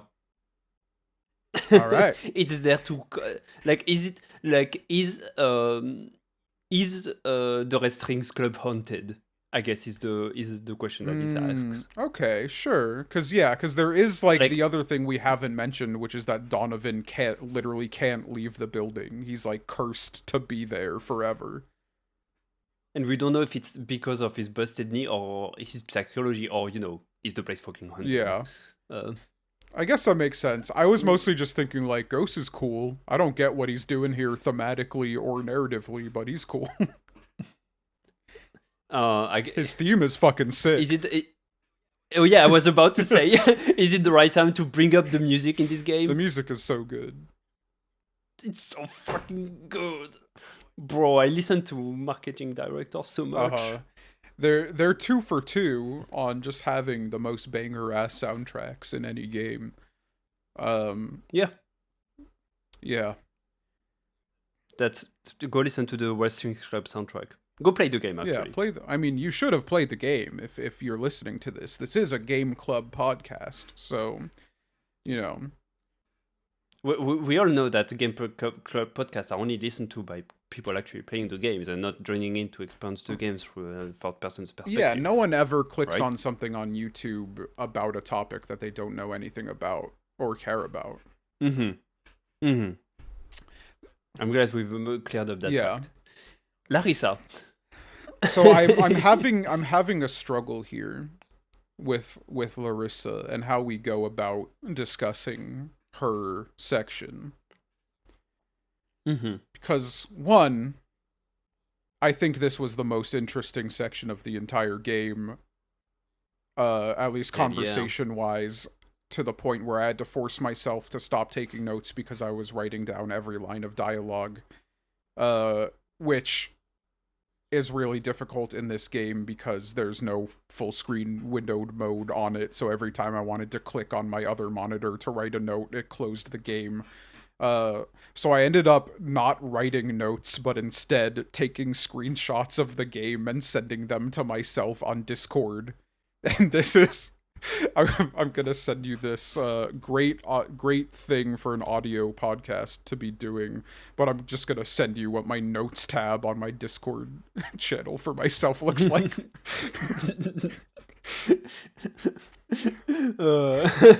This without context is like, oh, this is the most ambitious hentai game I've ever seen. Yeah. True. Great pixel art. I love the concept. Yeah. Why did so much money was put into it? So anyways, I was taking a screenshot of every fucking dialogue box that I had to force myself to stop. But anyways, honestly, I say that... So go ahead. I'm glad you got this much from Larissa, because you can very easily miss cool stuff from her. Because of just how intense she is and like how much this whole conversation can be a vibe rather than an ID thing. So honestly, I'm all in to just go through the things you took screenshots of and what you liked about it. No. Here's the point. I sent you a very small chunk of the screenshots I took from this. I have to scroll my mouse wheel like in like multiple dozens of times to get through just the Larissa conversation. So that's my point, was that this was the most interesting thing, but I'm also looking at our time we've recorded and panicking a little. And so, and I think like you said, this conversation is really cool. I don't know if I have a whole lot of stuff to talk about it when it comes to like the themes. You get a lot of information from her, but I don't know if I really got the compelling thematic nature of it as much as like with all the other characters, and that's kind of what I'm more interested in. Like what I like Larissa is a really fun conversation because she just has a really interesting vibe. Mechanically, it's probably the most interesting conversation of the game since you are serving a different drink before each question and you don't do that again. um I guess you Larissa is really funny because she she comes into the bar and she's basically like, "Oh yeah, I'm all in for spilling company secrets. I don't give a shit. But I come to the bar so often. I need to make this fun. So you don't get to give me the same drink twice." yeah. And so you're like, "Oh, you actually need to figure out which mood is going to be for which question exactly." Yeah, and she says like I'll spill anything you want if you get me horny enough. And so one of the drinks is like triggering lust. So I'm like I basically, you pick the question you think is going to take the most to get out of her, and I saved that for the lust drink. And that was really fun. But the yeah, with her Just sorry, go for it. what are the things you like the most about Larissa then? I mean, I won't get into the. I don't think I have big things to say thematically about Larissa either. It's just I love Larissa. Yeah, I mean, part of it was like part of the all the extensive notes I was taking was for this, but also this is kind of a notes taking game considering that you get fucking quizzed at the end of each of the conversations. So half of it was like saving stuff that I thought was interesting, but also half of it was saving stuff I thought Akara might ask me a question about. So, like, I got 100% on two conversations. One was Diana, because you're allowed to take it multiple times, and one was Larissa, because I took a screenshot of every fucking dialogue option, basically. So, and then I guess I played all my cards right with the drinks I was serving her, because I was getting the right information. But, I don't know, her vibe was sick. It was cool that you were having like the most just fun conversation in the game. I think like even if it wasn't her, I did think the needing to serve a different drink for each question was really interesting, and I kind of wish we got more of that. This is the second point where I start thinking maybe they designed it linearly similar to Gods Will Be Watching, because like this was such a compelling way to do this conversation style. I don't think so on my second playthrough. Like I think like each and every client has their own challenge, and yeah, Larissa is the most fun one, but they all have their quirks, and I think that rather than they did it linearly, it's more like they cutted some clients, I think. Yeah. No, I like where Gods Will Be Watching, I think 100% they did it linearly. I wouldn't say that with Red Strings Club, but this was one of the points where I like considered maybe, but I don't think necessarily is the case. Right. But I don't know. I just thought like she was just the most fun like that, basically. Okay, follow-up question. Is marketing inherently evil? So I think I did end up kind of picking the shitlib option for this one, because your choices are basically like yes, and then two different versions of no. And I picked like I picked the one that's like no. I don't remember the exact verbiage. First one, yes, it attacks our personal autonomy and our right to self-determination. Nothing wrong about it. It's our responsibility to think critically, and it depends. Marketing can be done ethically. Yeah, I picked it depends. Marketing can be done ethically. So that's interesting. So this is the choice I picked when I played the game the second time. Not the first time, but my second time. Basically, I tried to play it on Steam Deck, and I got pretty far in it, but I didn't finish it. Mm-hmm. And that's what I chose too. Yeah, because the whole rant I was going to make personally was like, yeah, I can think of a time where like marketing made sense and wasn't what it is today. You know, there's nothing wrong with going out. Marketing is basically going out to reach out to people about your thing. There's nothing inherently wrong with that, I don't think. Yeah. I mean, to steal once again steal a point from H Bomber Guy in his video about woke ads, it's like on the technical definitional level of what marketing is, like, it is good that there's a way to tell someone about your product, and it is good as a person to be able to find out about a product. Like, that's not evil. Like, you should be able to find out that something exists, and that's a good thing. But like you said, once it starts becoming like what we see today, where it's based on like manipulating your emotions over something, or like literally just using stupid techniques to get as much attention on it as possible, like that's where I find marketing to be more evil, since we're talking on that level of is it evil or not. So that's why I pick like, Yeah. it depends, it can be done ethically, but like, you know, in the literal sense that I think like being able to find out something exists is good, but anything beyond that is a little is a little evil to me. Yeah, and basically Akara's rebuke to that, I remember it because I didn't expect her to clash me so hard.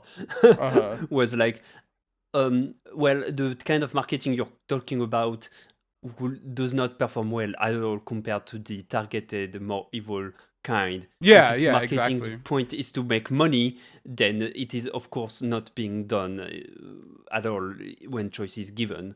So inherently, she like implies that, well, following your logic, marketing is in fact inherently evil because it strives to do better numbers, and striving to do better numbers means using those things that are not ethical methods.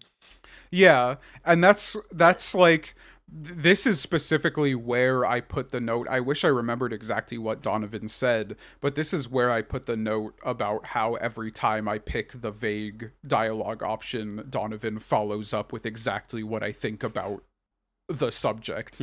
Um and so like, yeah, I think this was like an interesting selection of options, but none of them really fully align, I guess, with what I think about it. Because, yeah, like, if we're talking about marketing in that terms of like something that is designed for money, then yes, it's inherently evil. But I don't think the option of yes, it's evil because blah blah blah individualism, blah blah blah libertarianism. No, I don't think that's why it's evil.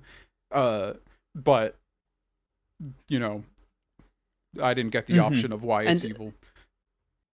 I should have taken notes on what Donovan says in that case, because I remember more what we talked about with my sister when we discussed it than what Donovan ended up actually answering.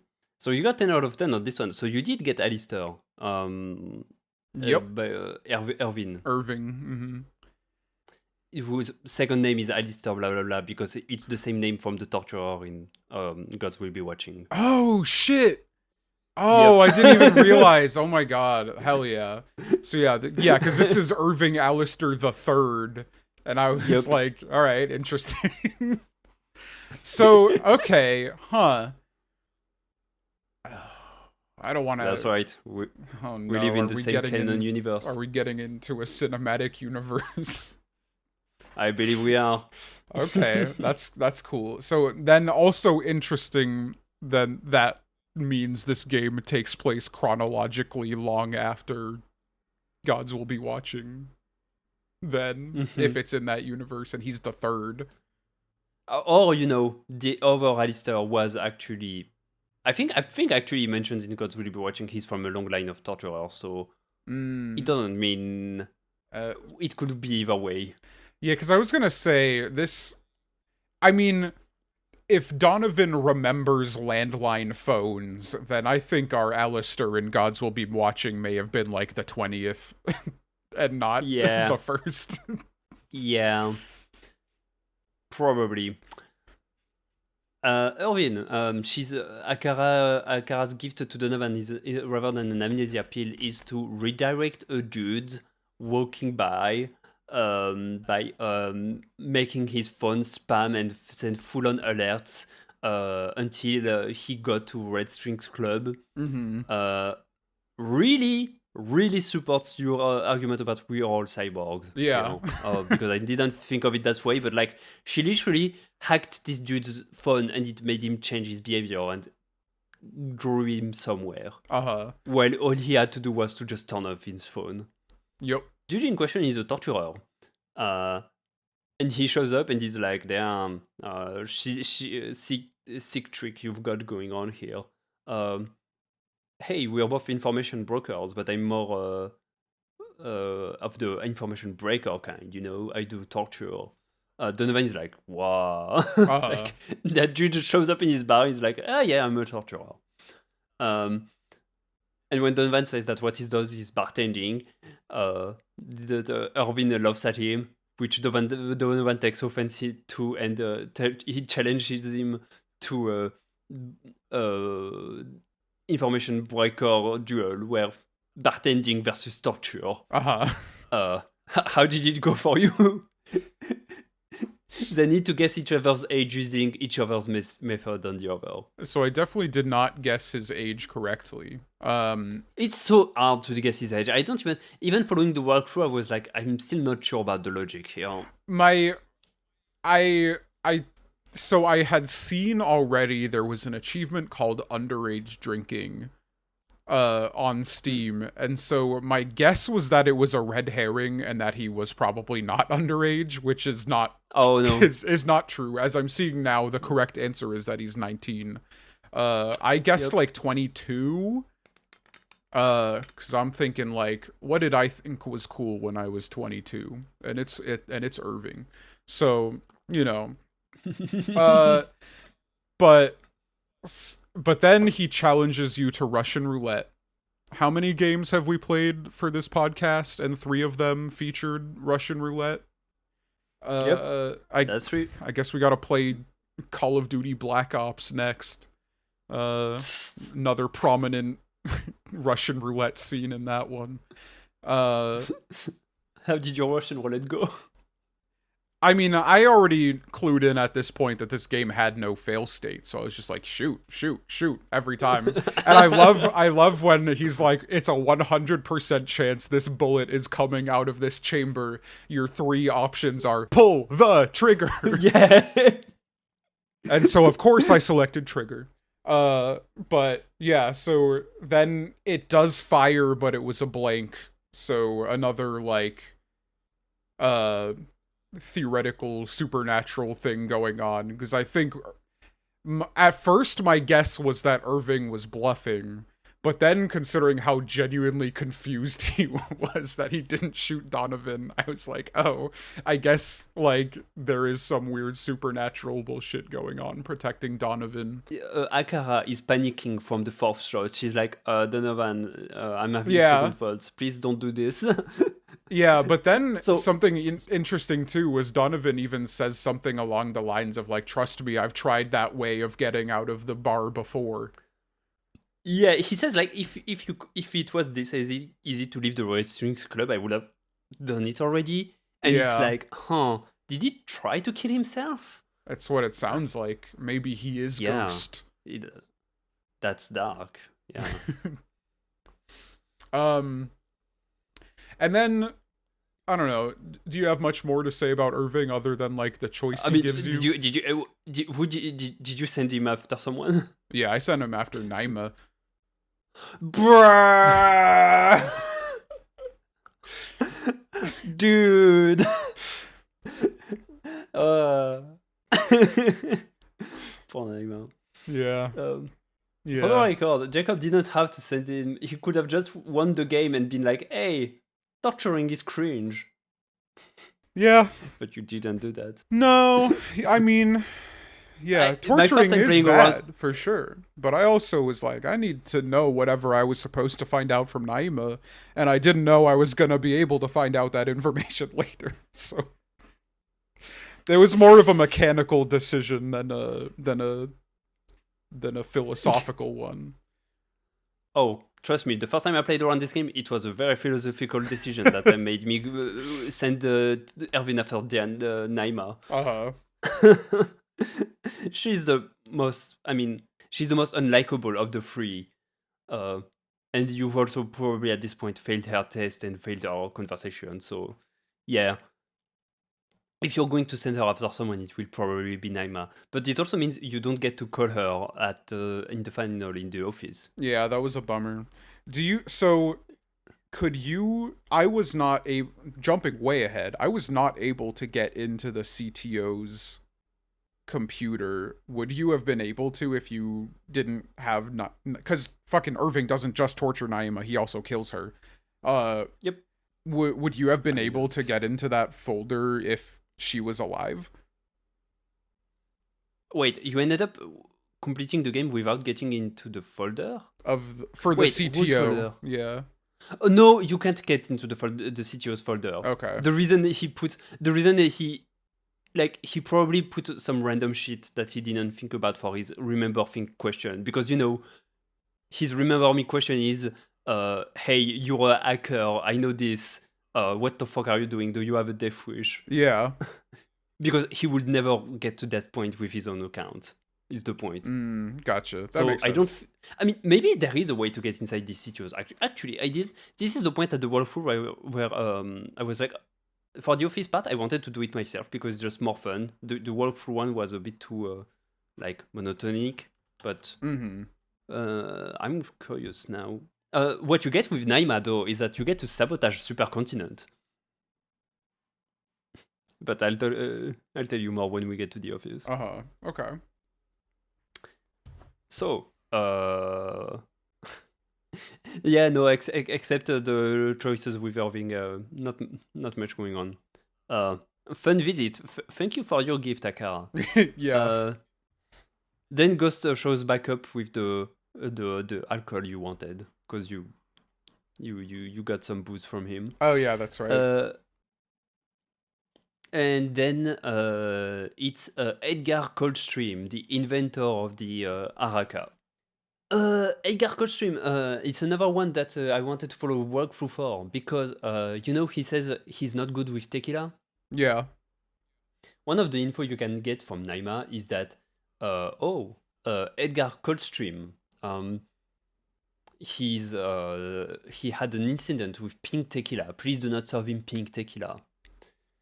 Yeah, I'm looking at the walkthrough right now and seeing this is how you get the achievement for pink tequila, and the achievement being triggered Edgar's secret mood, and now I'm really, really wishing I had served him tequila because I want to see that. You can't serve him tequila. You need to figure out how to make a pink tequila. Gotcha. And you need to also get that conversation with Naima to unlock that mood of him, because you probably didn't get the mood on the right with the the phone. Yeah. Yeah, no, I only had the 2 to the left. Do you want me to say it right now what it is, or do I keep it a surprise? Go for it. Yeah. Okay. You do so. You get the blue and you get the blue and the red spirits from Ghost. Mm-hmm.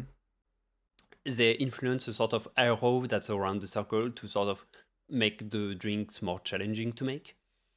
If you put both blue and red in a mixer, as well with some spirits, the resulting mix will go the opposite direction. So if you mix blue, red, and absinthe for going left, then you will get right. And okay, that's how you make a pink tequila. And the schizophrenia mood for Edgar is him going he gets up on his stool and starts doing a weird rant that Akara goes along with. It's mostly nonsensical. He also mentions the Galactic Federation. Oh shit! from Gods Will Be Watching. So again, we may be doing a multiverse. No, not a multiverse. Connected, shared universe. Cinematic universe, shared universe. Yeah. Oh man, I gotta fucking play this game again. So yeah. Aside from that, that guy is well, he's clearly the biggest dumbass of the character. I oh my god, again, not to jump too far ahead, but like the puzzle that stumped me during the office section was figuring out how to get information from him. And when it finally clicked what I needed to do, it was fucking awesome. Hell yeah. That's a way to do it, so I'm excited to hear how you did it. Oh, okay. Basically, what he says is what his speech is about the M&A. So the advanced version of what the SPW is and how it's going to spread. And to him, it's full on like, oh, this project is like utopia, straight up world peace shit. I think there's only one thing that comes up in this conversation that I want to bring up, and that's Akara's role in all of this. If you've got something else. I mean, I kind of want to expand on what the M&A is. Right. Because like we talked about it earlier, and I said what SPW was, and you said no, that's what M&A is, and I was like thinking, no, that's not what M&A is, but like we'll get there, because M&A isn't an alteration or evolution of SPW. It is the way that SPW transfers to non-implant users. Yes, the game is confusing about that point. You're right. But the thing is, I'm also right. Because M&A also works as an alteration of SPW. Yeah, but it's not like how I described SPW is what SPW is, but M&A expands its reach, essentially. So not just that. No, really. It's that point was confusing the hell out of me, and so we talked a lot about it with my sister. So the game makes a point of saying at first that SPW suppresses negative emotion. Then, when M&A is introduced, and how the M&A is basically a mean to make sure that even people without implants, without any form of implants that aren't official cyborgs, will be affected by SPW all the same. However, part of the dilemma we had earlier in the game was that, well, SPW suppresses negative thoughts. This turns you into corporate guinea pigs that makes things ideal and shit. But then Edgar here tells you that I don't remember how exactly it works, but the thing that the mirror algorithm, the M&A will do, is that it will suppress only the extreme sides of emotions. So you will get sad, but you won't get clinically depressed. You will get angry, but you won't be consumed by hatred. That kind of stuff. And this is does at he this point say of the game that it's introduced. Well, right. That's at this point in the game it's introduced. But does he say that's as a result of M&A? Because my assumption was just that Diana didn't know the full spectrum of what SPW was. My assumption was Diana just didn't realize it's only the extremes. No, because like Diana is the full responsible of the SPW project. But I agree that this part of the game is confusing. Like, you could be right. It's just that the way I understand things is that Diana is the full responsible of the SPW project, and that the M&A is a side hustle that she absolutely had no idea about, that is integrating and modifying her project. That is was basically my understanding on it. I could be wrong. Yeah, honestly. but as we find out later, Brandeis has already been under the effects of SPW. Yep. And M&A has not launched yet. Yep. And so Brandeis had already been feeling the negative emotions, just not the extreme. So that's why I'm saying, like, I don't think the extreme part had to do with M&A.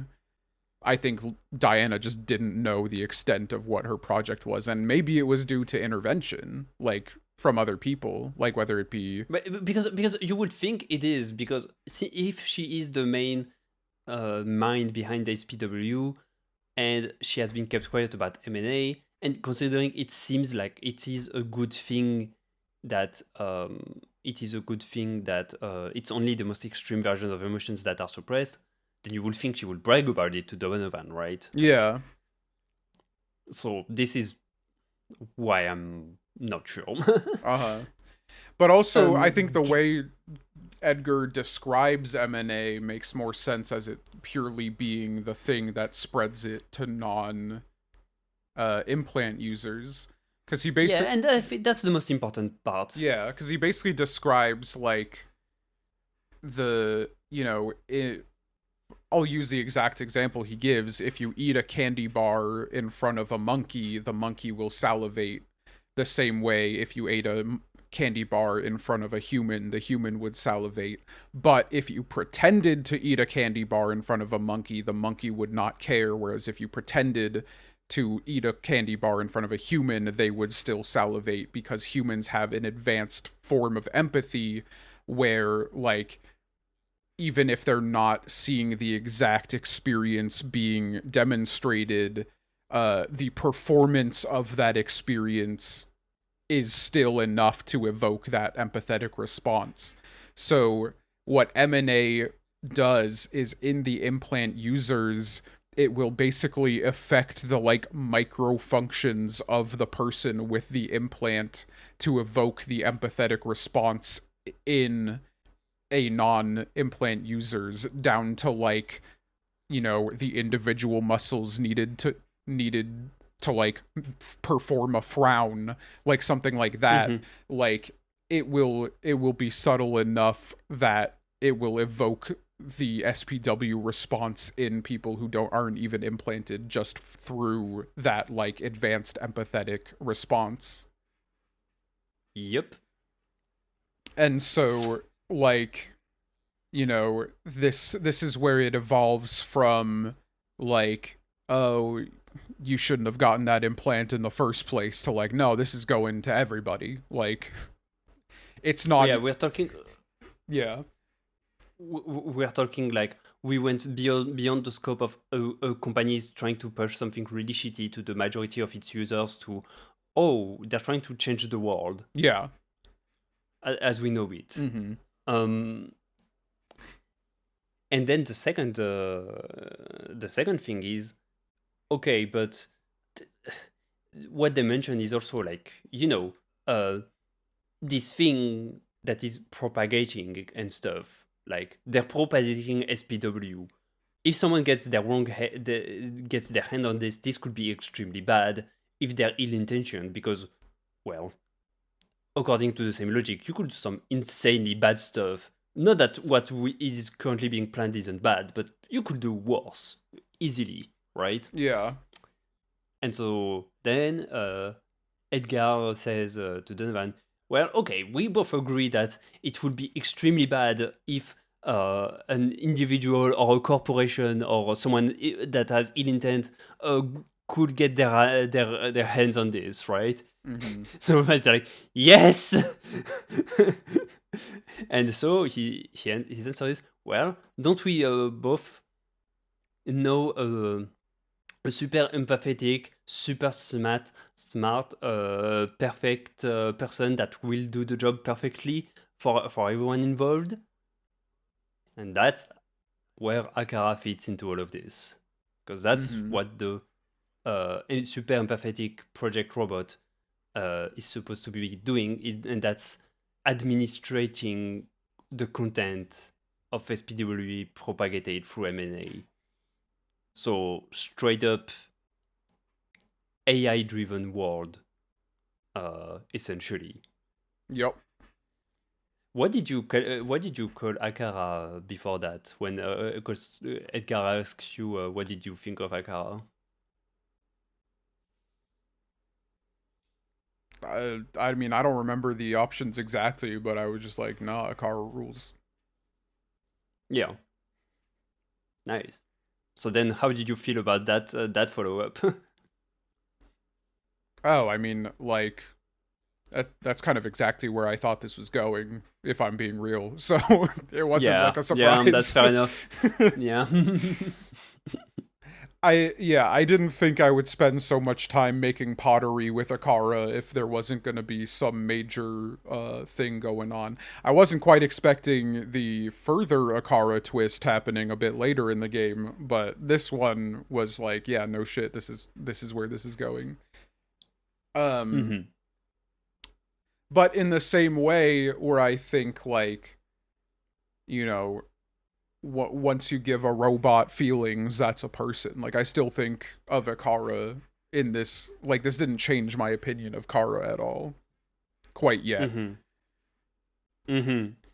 I oh man, I'm about to bring up a comparison where I'm gonna lose all of my intellectual cred if I had any in the first place. Nah. But this is the Guys Will Be Talking podcast. I feel like we lost all our cred from the get-go. That's oh my god, I don't even want to say it. I'm so embarrassed. This kind of brings me back to the conversation. This kind of brings me back to the conversation at the end of Avengers Age of Ultron.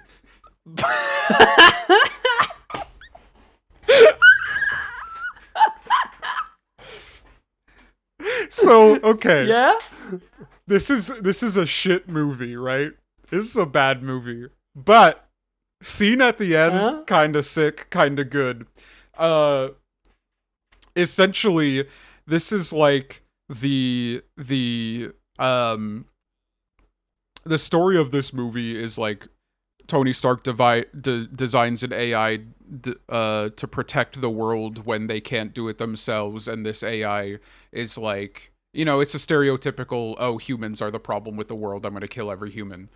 And so to counteract this, they develop Vision, who is another AI, who basically, in not like as well thought out as Akara, kind of has the similar like ultra empathy thing going on.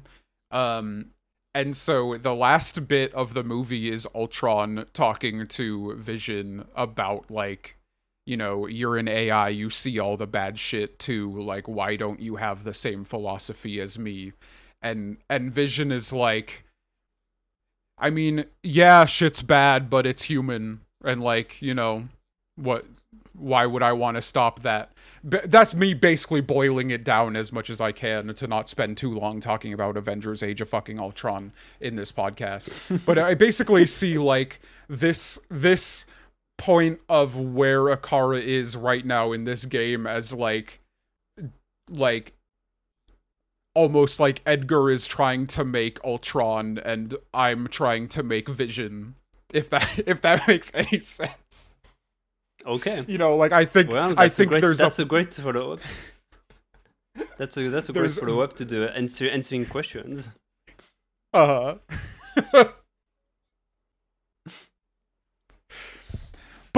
I also like. Sorry, go ahead. I'll return to this. By the ensuing questions, are you talking about like once you understand that Akara is gonna be the one who orchestrates M&A, she asks you a bunch of questions of what you think she should do with them, right? Yep. That's what you mean by the ensuing questions? Yeah, okay. So basically, from here on, Akara sits down with you and is like, I trust your judgment. Whatever you answer is how I will follow. And she basically asks you, like, I'm gonna push M&A, but should I allow this a series of things? And it's like, should I allow people to be depressed? Should I allow people to kill themselves? Should I allow rape to happen? Should I allow murder to happen? Should I allow women to be oppressed? Which Victor mentioned earlier.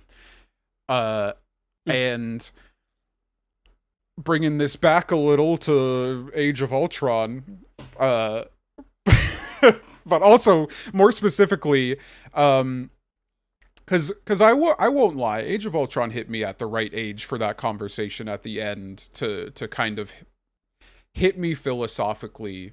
But also, I think it doubled down on a philosophy I had already held dear to me, which is that of the philosophy from Tengen Toppa Gurren Lagann, which is that playing God is essentially wrong. Whether your intentions are good, you just don't play God. And so it made me think too, the thing that made me confront my opinion on how far you go in playing God or not before this was 1,000 times resist. Which the end of that game is you are basically deciding who you allow to keep living, who you allow to bring into your new world. And at first, like... the ending of 1,000 X Resist. Me too. And so at first, I was going through it like, you know, these mom cultists, I'm not going to allow them in my new world. You know, they suck. These people that were mean, I'm not going to allow them into my new world. The cops, I'm not going to allow them into my new world. And then I'm still talking about 1,000 times resist. You go, you talk to the, what were they called? The visitors? Or something like that? The like aliens who are gonna make your new world for you. You go and they're like, are you sure? You go talk to secretary. Yeah, okay, you're right. You go, you talk to her and she's like, are you sure? And then she like lays out all the choices you made. And she goes, like, are you sure this is how you want your new world to be?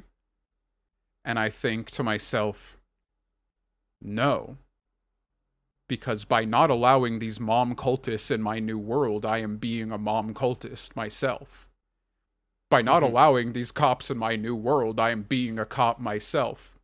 So I go back, I walk around, I allow everyone into my new world.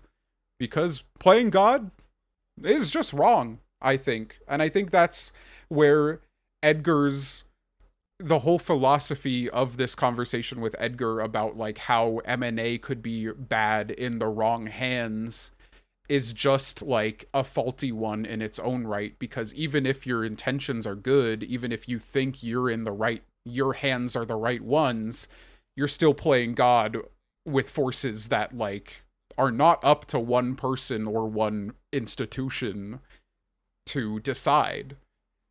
And so like, yeah, I think rape is bad and it would be better if it wasn't in this world. Yeah, I think murder is bad and it would be better if it wasn't in this world. And I think suicide is bad, and most of the times people shouldn't commit it because they would realize that it wasn't the right choice if they kept on living. But like, who am I to fucking decide? So Akara asks me all these questions and I say, like, I basically, like, anytime she's like, should I allow it? Yes. I answered yes to every question.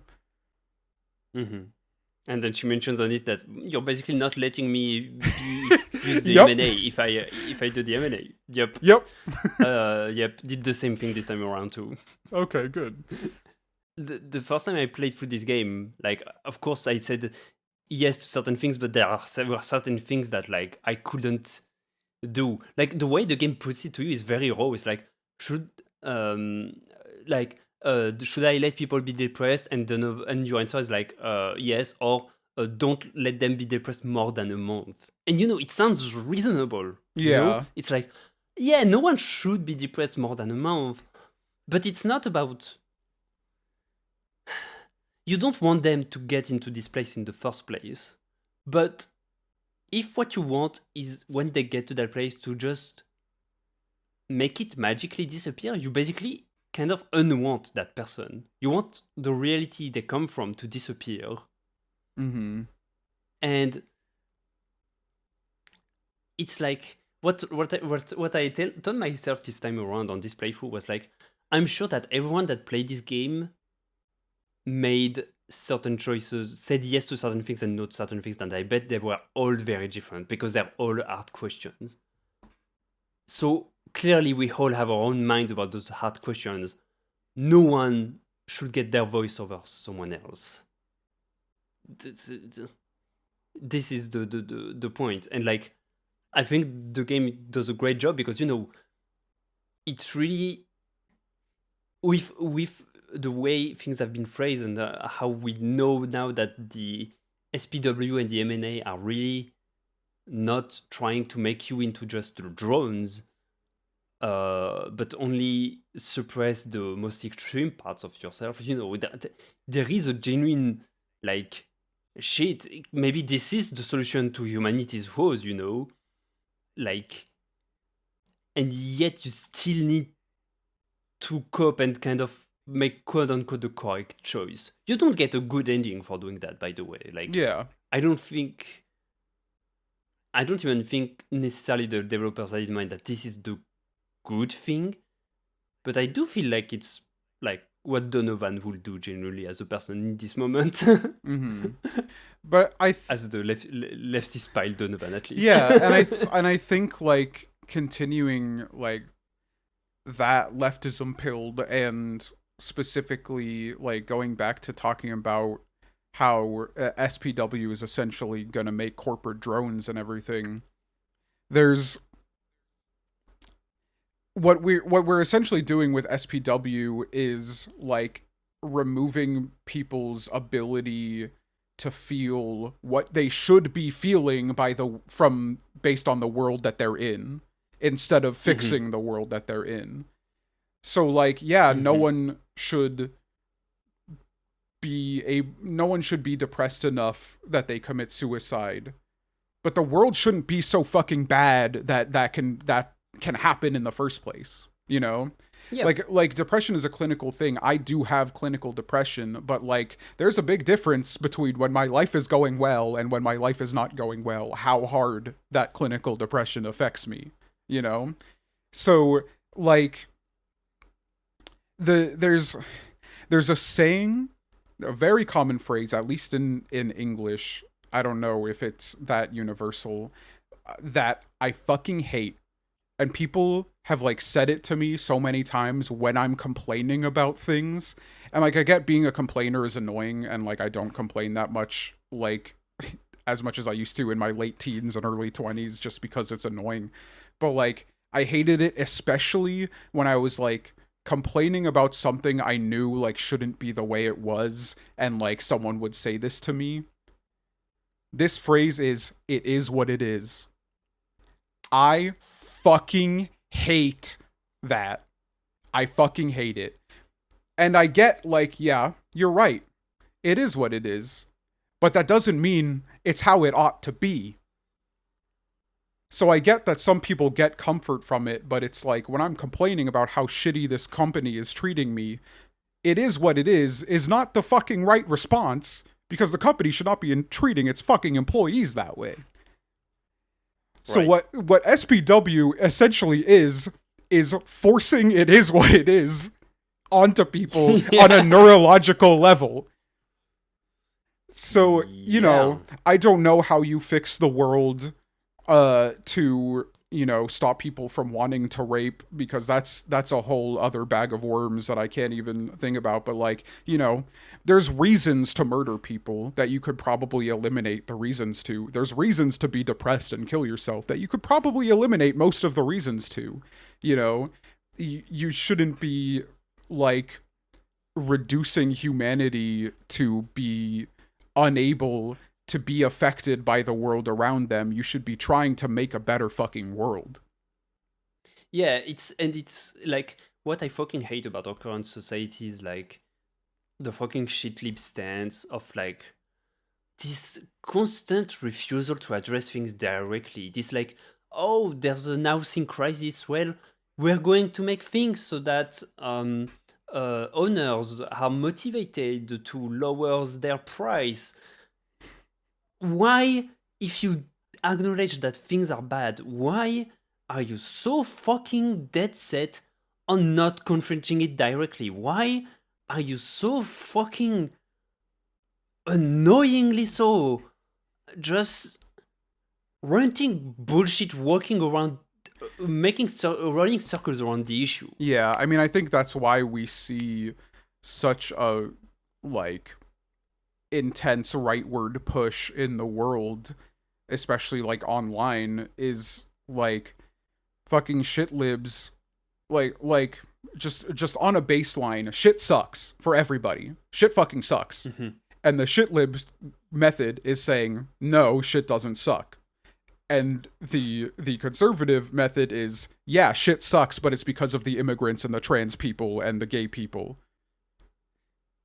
Yep. So, you know, it's no fucking wonder why people who are not willing to accept that shit doesn't suck and are susceptible enough to being lied to about why shit sucks are so susceptible to it. Yep. So let's talk about this bridge. Oh. I kind of skipped it on purpose because I don't have anything to say about it. But if you've got shit. Okay. No, I just thought it was a cool level. But there are some cool. Yeah, it's a cool as. Man, this game is so cool. Like the shit Brandy says to Joanna to make her not jump off the bridges. Like, I don't know. It's genuinely inspiring. Yeah, I mean, I think that part really stood out to me. Like, continuing the like, I hate the it is what it is. That kind of continuing that topic. There was this one time where I was talking with a couple friends about, like, you know, I've suffered through suicidal ideation plenty of times in my life. It's in my genes. It's genetic. But like there was this one time they were like asking me like why, and I was telling them why, and then one of them said, "That's life. I'm not friends with this person anymore." Yeah, no fucking shit. I'm telling you all the reasons I think it would be good to kill myself, and you say that's life? No shit, dude. So anyways, I loved that you basically had the that's life option as Brandeis, but you also had like so many good other options. I'm gonna keep going back to Gurren Lagann, man. I fucking love Gurren Lagann. Basically how I got through my suicidal ideation essentially is like yeah, it is. To me, suicidal ideation is like logic. You know, maybe this is a mentally ill way of looking at it, but logically, like, suicide is the thing that makes sense, but fuck doing what makes sense. Like, that's basically what Gurren Lagann inspired me with. Like, you're better than doing what makes sense. Grit your teeth, do the impossible, see the invisible, row, fight the power. And so I love, like, I love so many of what Brandeis's options are basically like the grit your teeth options. Like, yeah, sure, it makes sense to jump off your bridge because of all the harm you've done to society, but, you know, you could try it. You can join this terrorist organization and try to undo it with me. Yeah. Fuck it, we ball. Yeah. And, like, I don't know if you had the option with your hippie one, but, like, for the existentialist Joanna, after suffering the boomer touch, like, one of Brandy's line is like, "I'm a hero." Yeah, like, I got that one. You know, she's like, yeah, like, she's so delusional with everything, and you have this fucking corny ass motherfucker going like, "Yo, girl, I'm a hero." It's so good. Like, I mean, we make it sound corny in podcast format, but like, if we said every single line this game fucking spits out, like, we would be here forever. We are already here forever. So it's like, There was Brandy's rules is the goal here. But yeah. I'm really, I mean, on a more serious note, I'm to kind of a peek behind the curtain here. I didn't know in so many terms that you had that phase in your life. And I mean phase. Still something you live with on some level, I imagine. Yeah, I mean, I still live with it. I'm not constantly like thinking about it anymore, but there is still I never escape the logical conclusion being to kill myself, being like, that's the logical option. I'm fine. I'm good. Things are good right now. But when I think about the world and like what the logical solution is, it's leaving it. But fuck that. So there actually one of the things I really wanted to bring up, specifically, one of the things Johanna says in the like hippie version, at least, is she's like, what do I do now? And one of your options is like, go home, turn on your PC, play a video game. Mm-hmm. And I thought that fucking ruled, and then I like screenshotted Johanna's response and sent it to our Discord because I thought it was funny. And I was like, been there, sister, where she says, never imagined I'd be talking about Steam while pondering killing myself. No shit, not Steam. Damn. But one of the things that kept me going for a while before fully adopting the Gurren Lagann ideology was just that, like, I'm not gonna do it before One Piece is over. That's and not logical. And like and like, I don't know, there is something about like just go home and do what you want to do. Genuinely. I think that's like that was I really appreciated having that option.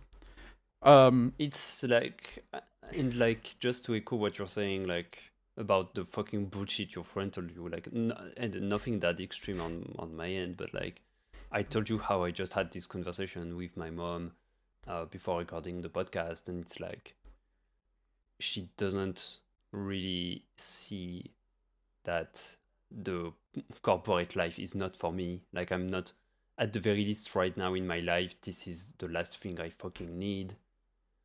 And like she just doesn't want me to fall out of society or give up or whatever. But like what she just can't understand, or at least that I completely failed to convey to her, is just how alienated I feel. That like, yeah, everyone has it rough at work. And you know what? It's not just my mom. Like, even some girls that I did theater with, I will complain about stuff and they will be like, well, yeah, but I mean, like, that's the case for everyone. Or I will complain about to my doctor and they will be like, well, it was hard in our time too. She says that for, like, she's 40, 50 years old or something, Mm-hmm. And they're not, I mean, at least I don't see them as shit libs or anything. If anything, from what I know about them, they're more like left-leaning, or if anything. But at some point, when you complain about stuff and the people you're talking to assume you're meaning the baseline that what they consider annoying, and you just end up in this sort of weird zone where it's like, well, I guess the logic here is that if they're not complaining about it, then I shouldn't either. And it just gets just alienating to be like that, to be in this zone. And they have this, and Donovan has this specific conversation, and this is the part of the game that hit me the most, is this conversation that Donovan has with Brandis in the flashback. At the where end. Brandy says, where Brandy says, I don't know, I feel like an imposter feeling so bad when guys like you have it so worse. And Donovan says it, we all have our own trappings. We are all screwed. We are all safe. It's okay. Mm-hmm. That line hit me so fucking hard. And we had a whole conversation heart to heart with my sister afterwards when we got that. it was really good. Yeah. Yeah. I kind of jumped the gun here, but whatever, fuck it, we ball. No, I mean, I don't know what to say other than yeah, because like yeah, that moment hit me hard too. And I think like where I attributed like go do what you want to do to the conversation with Johanna, I think that's more literally what Donovan says to Brandice during that conversation later. Cause yeah, he does have that like I don't know what to do with my life. Like that's what Brandice says. And you have the option as Donovan to just say like do what you want to do. In more eloquent words, of course, but like fundamentally, that's the advice. Do what you want to do. Yeah. Do what you want to do. I'm gonna take a permanent medical leave or whatever. Hell yeah. Whatever. I'm more and more thinking about it. At first I thought it would be funny to do that. Now I'm more and more seriously thinking about pulling it off. But yeah. Anyway. I mean, to once again parrot a point from a better podcast / show, are you familiar with Last Meals, the show on YouTube? Nope. So it's another fun twist on a celebrity interview show, which like just based on that I stayed away from it for a really long time until they finally had a guest that intrigued me enough to watch it, and then I was like, oh no, this show is really good. Oh shit. so Josh, the host of the show, he has this point that he's made multiple times, but it's a story of like, you know, he tells about why he started YouTube instead of doing like the traditional thing, which is that his dad, like one of his formative memories is that his dad told him he should do what he wants to do because you can take the safe path and still fail, so you may as well take the unsafe path. And he brings that up several times. And so I like that really affected me too. Like, especially, you know, I'm going into school for teaching and everything. And in many ways, teaching is kind of a safe path. Of all the things I could like decide to do with my life, it's probably the safest path, but it's not a very safe path. A lot of times I tell someone that I want to be a teacher, and everyone asks like, yeah, aren't you gonna get paid dog shit? I'm like, yeah, I am. That's, you know, that's the reality of it. But like, yeah, it's something that I want to do. There's many things I want to do, and that is in a way like the most realistic one that I'm going for, but like I can still do all the other things I want to do and do a thing that I think would be good for the world, you know? Yeah. So we can in fact strive and work towards, you know, our own objectives rather than striving towards fitting inside the hole that we've been kind of led to think was the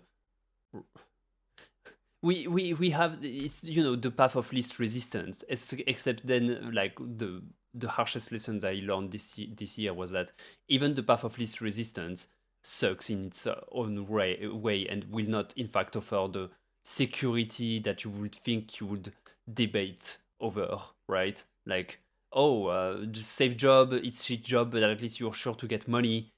Well, even that's not entirely true, let's be real. Yeah. The anecdote you just told me, like, oh, the safest path isn't necessarily even, like, certain to work out. That's exactly it. I never thought of putting it into words that way, but yeah, that's exactly it. Like, oh god, I'm okay. I'm gonna be real. I'm getting tired. God damn. I mean, I think like damn, 3 hours. We're at the office, and I think there's, you know, if we wanted to really get into the nitty-gritty of the mechanics and everything, we could, but I don't think there's a whole lot of like the philosophical nature to explore here. No, I just want to mention how Naima comes up again here. So you can call her as all of the different executives to make her do sabotage on the supercontinent. Yeah. So for example, you call her with the CFO, with the finances, and you ask her, hey, sell half of our shares. To the highest bidder. You can call her as Larissa and be like, hey, delete all of our trademarks. You can call her as the shit. So there's the CFO, there's the marketing director. You can call her as Edgar and make her make all of the technology of SPW, all of the source code public. Making it like, oh yeah, we're going full transparency, yada yada. And my personal favorite, you can, as the COO, make her fire all of the working engineers, which doesn't seem super based, and give them a leave of $300,000 each. Damn. So that way, so then you get the notification in the bottom half, like, supercontinent lost all of its engineer staff and $40 million. And then Brandis goes, damn, that felt good. Yeah. Damn. Absolutely based. Yeah, I'm looking at all the ways to sabotage like on this guide, and I definitely did not do any of them. Well, yeah, because you tortured Naima, you dumbass. Yeah, I guess that's true. Oh, they all involve Naima, huh? Oh yeah, that makes sense. Well, yeah. And could you get Johanna's voice if she... Well, I guess we should say that. Is it possible to save Johanna? Oh, she jumped off the bridge for you? Oh yeah, she jumped off the bridge. I didn't you succeed. failed. I failed, yeah. Oh yeah, you can. You absolutely can. Okay, damn. Damn, it sounded like you picked the right dialogue options. I think you took too many steps forward. I think that's it. I took too many steps forward. But I think you've been educated in Gods Will Be Watching, where you're being told that, like, you're being taught in the Gods Will Be Watching, I guess I can take a risk and be more proactive. Well, in this case, like, yeah, for Johanna's, it's like the moment she starts looking away from you, you need to start the conversation again. Yeah. You must never take several actions in a row. Yeah, this is the one where I said, like, oh, this is the Gods Will Be Watching level, because right. I literally... Okay, I thought you meant The Office, but yeah, no, you're right. This is the one. I was literally operating on the Gods Will Be Watching logic, where, like, if she's looking fully away, I need to talk, but if she's looking fully back, I'm super good. If she's looking at me but not all the way back, then I'm only kind of good. And so I was following that logic, and I took a step forward while she was looking at me but not like all the way backwards, and she fucking jumped. So yeah.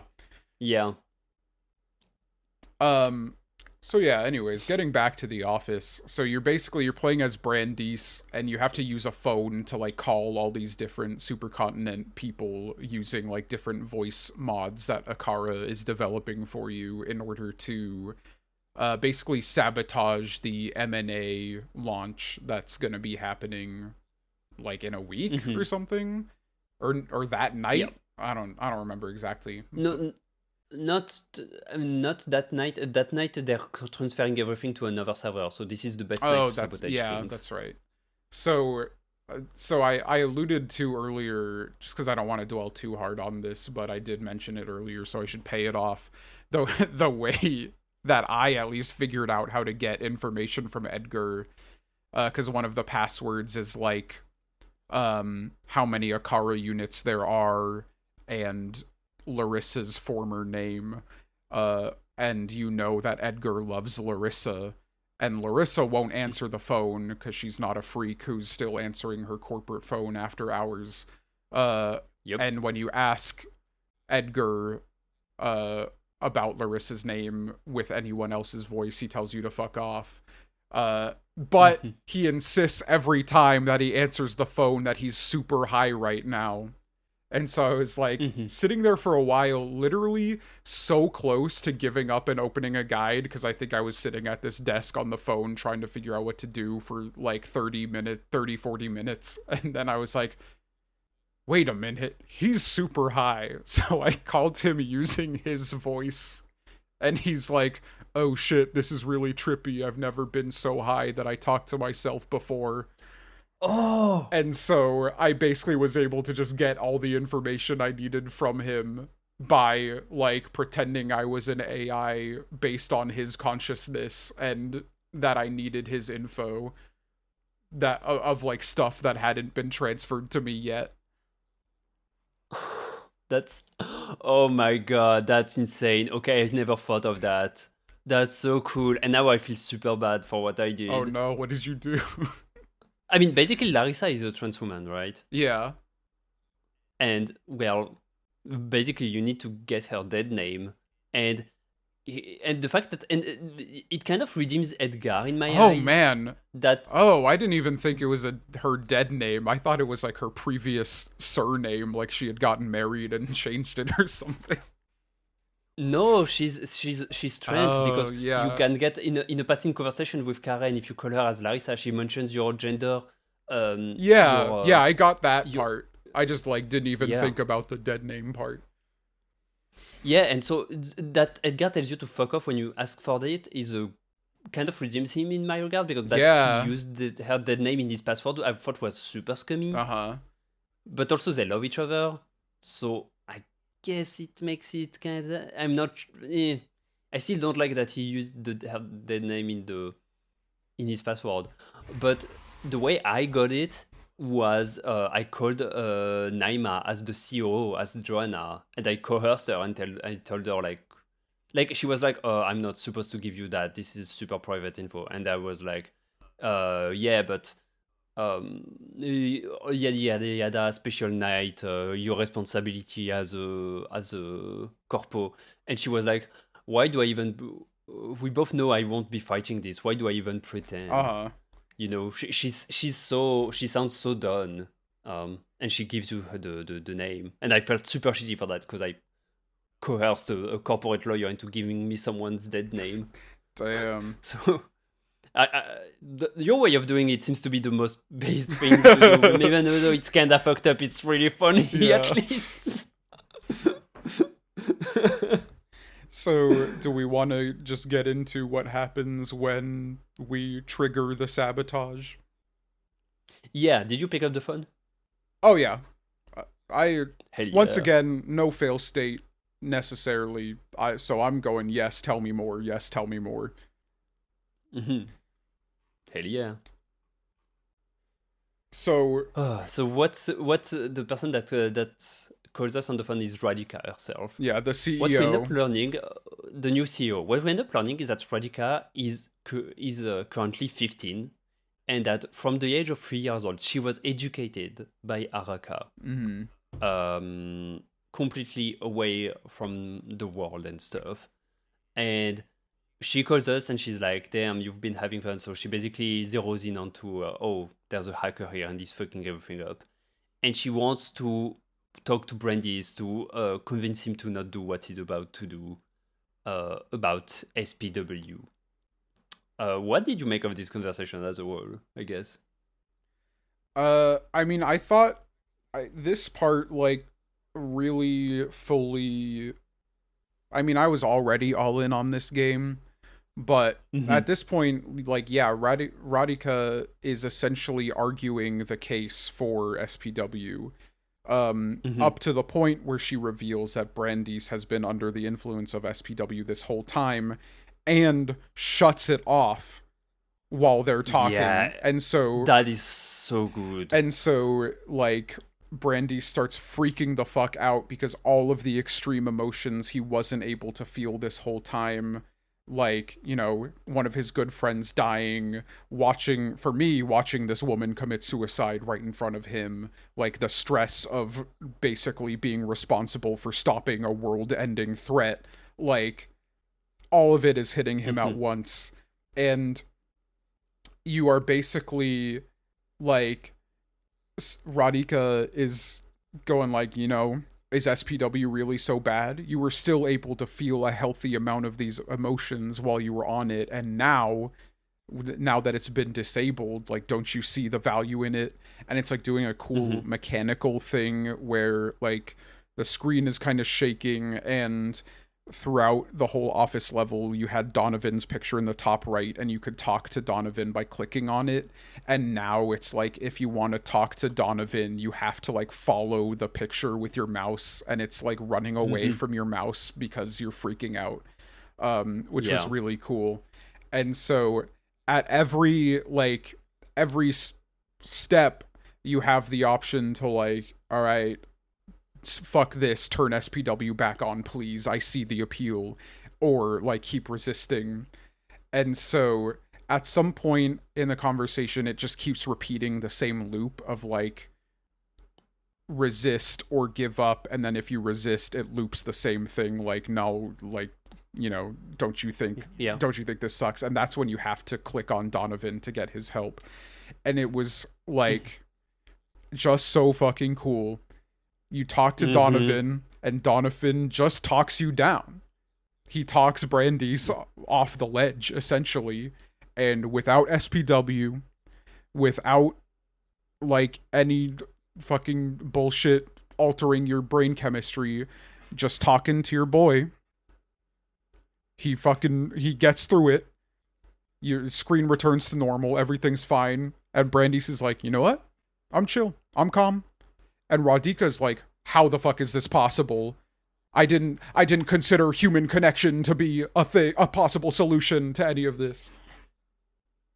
Yeah, it's so good. And then Brandeis proceeds to explode the server. I mean, explode the server. He greases it by uploading the corrupted version, whatever. Yeah. He does the thing. I think that what makes this part really cool is that, again, the writing in this game is really strong. In like Radhika, at some point she says, I want to save the world, and Brandeis is like, damn, I like that you said that. Like there is something real about Radhika that isn't cartoonishly villainous, even though she really fits the bill, right? Yeah. Like 15-year-old sociopath, completely cut off from the world, educated by an AI, choosing what's best for humanity. Yeah, but you also have the line through Brandeis where he's like, I want to save the world too. And like, my opinion is that saving the world is stopping your method of saving the world. Yep. And I just love that interaction between those two at the end. And that, like, it's so short, but like, I don't know.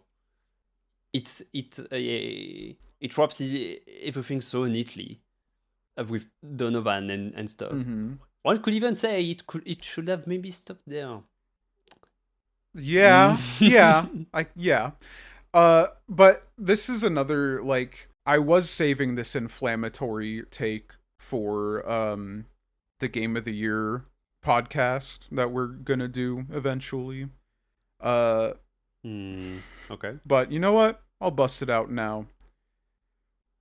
Hot take, inflammatory take, probably wrong, but my opinion, visual novels are not games.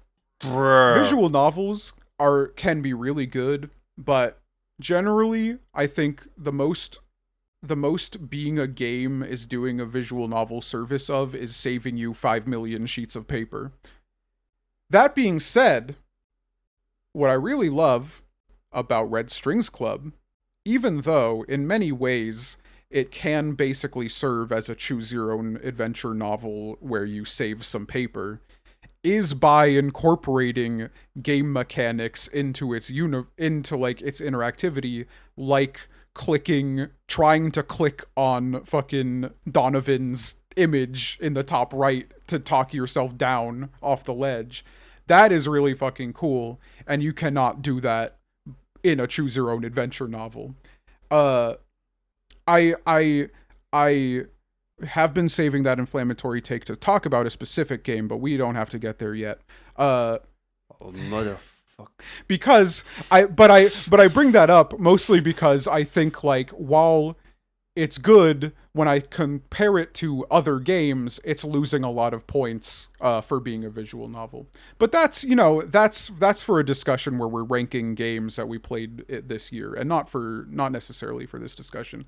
But even though like there is very minimal interactivity in this game that couldn't be done in like a choose your own adventure novel, I just fucking love how like they pick these really important moments to incorporate game mechanics that you could only do in a game, and that represent like a real feeling. Like when you're going through like the panic attack that Brandice is going through in this moment, it's hard to reach out to a friend.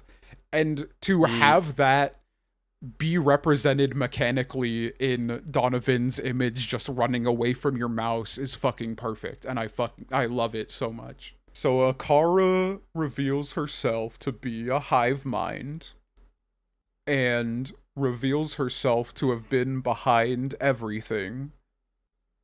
Like, both... From 2009, she was already here on the internet. In her own words, consuming all medias and art, and she read every book and everything that there was to read. Now, at this point, I could not think about the current LLMs. So, you know what? To how explicitly it's put. But, you know what is great? Earlier in the... I think like right when you get the call from Radhika and you're deciding whether to answer it or not, Brandice says, not in this exact words because I don't remember the exact verbiage, is this a Metal Gear thing where the villain's about to tell me I just accidentally activated their plan trying to stop it? Yep. That is an exact beat from Metal Gear Solid 2. And you know what is also an exact beat from Metal Gear Solid 2? What? An ancient AI hive mind that has planned out the events of the games from the very beginning, far before the events of the game even started. Come on. Oh, man. It's so... I was like, are we really doing Metal Gear Solid 2 right now? When Akara comes on and reveals herself to be the Sons of the Patriots. Or I guess not the Sons of the Patriots, or reveals herself to be the Patriots from Metal Gear Solid 2. Okay. I think, so we discussed it with my sister, like, I came out much more strongly about this game, this last playthrough that I did for this podcast. But I genuinely think that this ending is too much, and it should have ended with Radhika's confrontation with Brandice. Like, I think that Red Strings Club is a game that's really strong when it pauses and makes you think about stuff. And there was such a good rhythm to Radhika's confrontation, to the flashback with Brandice, to Donovan talking down Brandice. And now you are thrown into disarray and nihilism thinking about the robot that was controlling everything from the beginning. And like, it's not... the way it puts it is that she's not controlling everything. It's just she understands the butterfly effect to the point where she can effectively control everything by making suggestions and stuff. And that how, by educating Radhika was so exceptional, she got competitive with Araka, because without understanding her nature completely, she got the instinct that she wanted to play on even fields with her. And so that's why she started the whole thing with Supercontinent. And like, I don't mind all this lore, but it doesn't bring me anything but confusion. Like, I don't feel... Yeah? I think there's an argument to be made for this revelation. Because I think it serves a strong thematic point in a different way. I do think like I would have ultimately liked the game more if it wasn't there, but I don't think this like really ruins it in any way.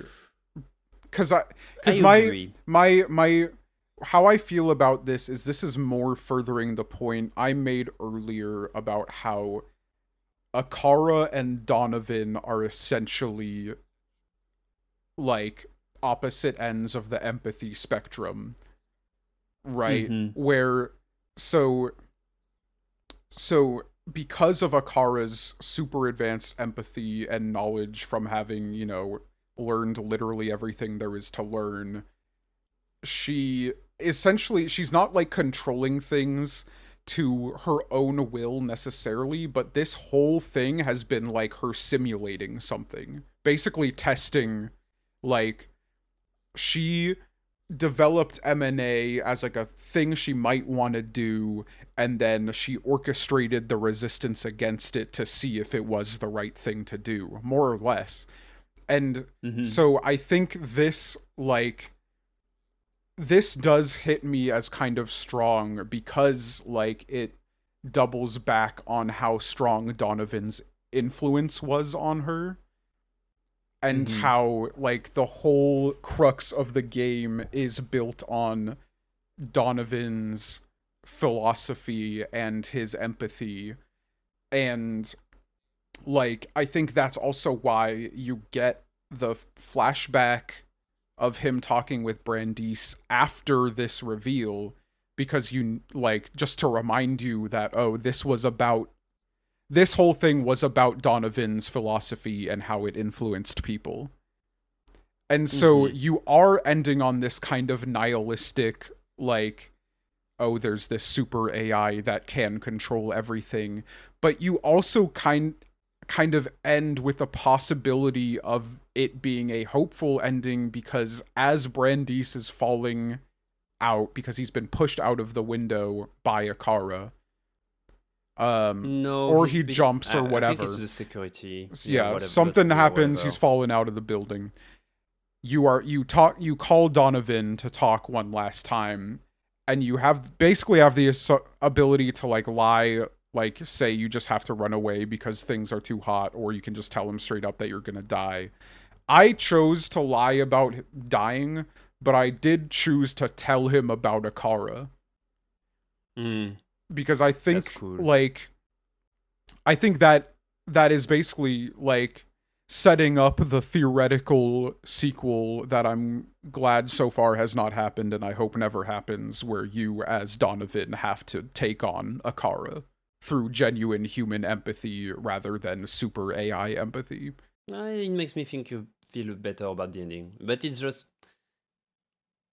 because I thought it was like also unnecessary, because you really don't need Akara confronting Brandis at the end to have the it makes sense what happens at the end where Brandis falls through the window, because it's like, oh, he's been delayed by Rajika, who then used SPW on him, and so the security caught up to him. Yeah. But you're right, it's flawed, but it doesn't ruin the game. Yeah, it's certainly flawed. And I think like it could have been like the point I was making about it could have been fleshed out better in the text itself, and I could have a more well constructed idea of what it's trying to convey. But like, you know, it maybe brings it down to And like a 4.5 stars from a 5 stars for me. and to me, it felt like they tried to kind of force to do an encore of Gods Will Be Watching, of, oh, there is a in-game cycle meta thing going on, Yeah, where, it which does kind of have a cool effect in the meta of it. yeah, because then at the end that scene is cool. And again, I believe that it doesn't need the Akara thing to work, but at the very, very end, after the credits, you don't have any client, but you're back at the bar and you're serving a drink, and you understand that it's the one having a drink for himself, and he uses one of Akara's amnesia pills, and he serves it to himself, and then you click serve, and it closes the game. And deletes your save. Yep. So it is cool. Yeah, which once again, not something you could do in anything other than a game. Yes. We'll resume this conversation at the end. Damn, was that Red Strings Club? That was Red Strings Club.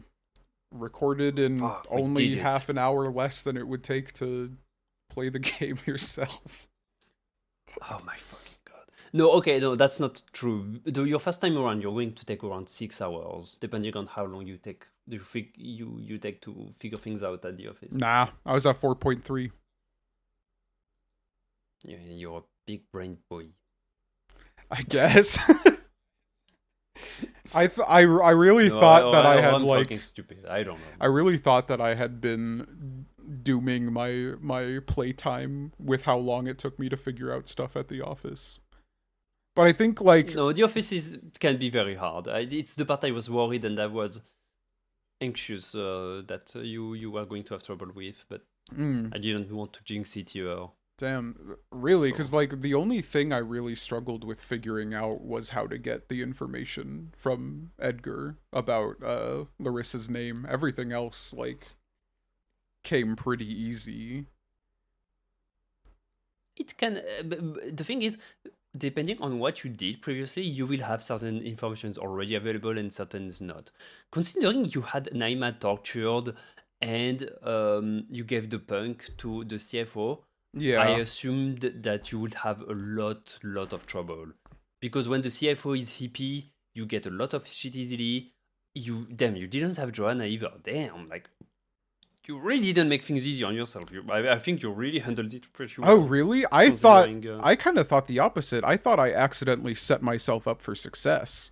Because with the CFO being, whatever I gave him, he didn't want to talk to anybody at Supercontinent, and then you can just choose to talk to him with Brandeis' voice, and once he's like, oh, you're trying to stop it, he'll allow you to do whatever you want, or give you all the information you need. And then I also had taken Edgar's voice, like I think you have an option of whose voice to pick, and I picked Edgar's, and so being Edgar made like basically anyone else on Supercontinent's payroll talk to me about whatever I needed. And then like something I had done had gotten me Radhika's like treatment of the code or whatever. Like I didn't have to do anything to increase that bar. Like it was 100% right away. Right. If you figure out that Haraka has been teaching Radhika from a young age, then you get that info. Yeah. Any closing thoughts so we can wrap it up? No. All right. I genuinely don't have any. Go play Red Strings Club. That game rules. Yeah, play Red Strings Club. Go watch Gurren Lagann. If you've already watched it, go watch it again. Don't go see Devil Wears Prada 2, which I saw last night. It's excessively mid. Don't go watch Avengers Age of Ultron. Yeah, you can skip that one. Just watch Gurren Lagann instead. So basically how we're going to do this, we're going to be talking about every Deconstructeam game going forward. We were going to do it chronologically, one game per episode, but it kind of works out time-wise to have Essays on Empathy, which is their game following Red Strings Club. We're going to pair that with Many Nights a Whisper, which is actually their most recent game, because Many Nights a Whisper is like an hour long, and Essays on Empathy is like 3.5 hours long or something, at least according to How Long to Beat. So, it just makes sense to combine those two for one episode for like recording time's purpose. So I'm having doubts as to whether the playtime of the game is actually going to make us do a podcast of that equivalent length, considering what's going on right now with Red Strings Club. Yeah, I guess I shouldn't say recording time as much as like time needed to play in order to prepare for recording. True.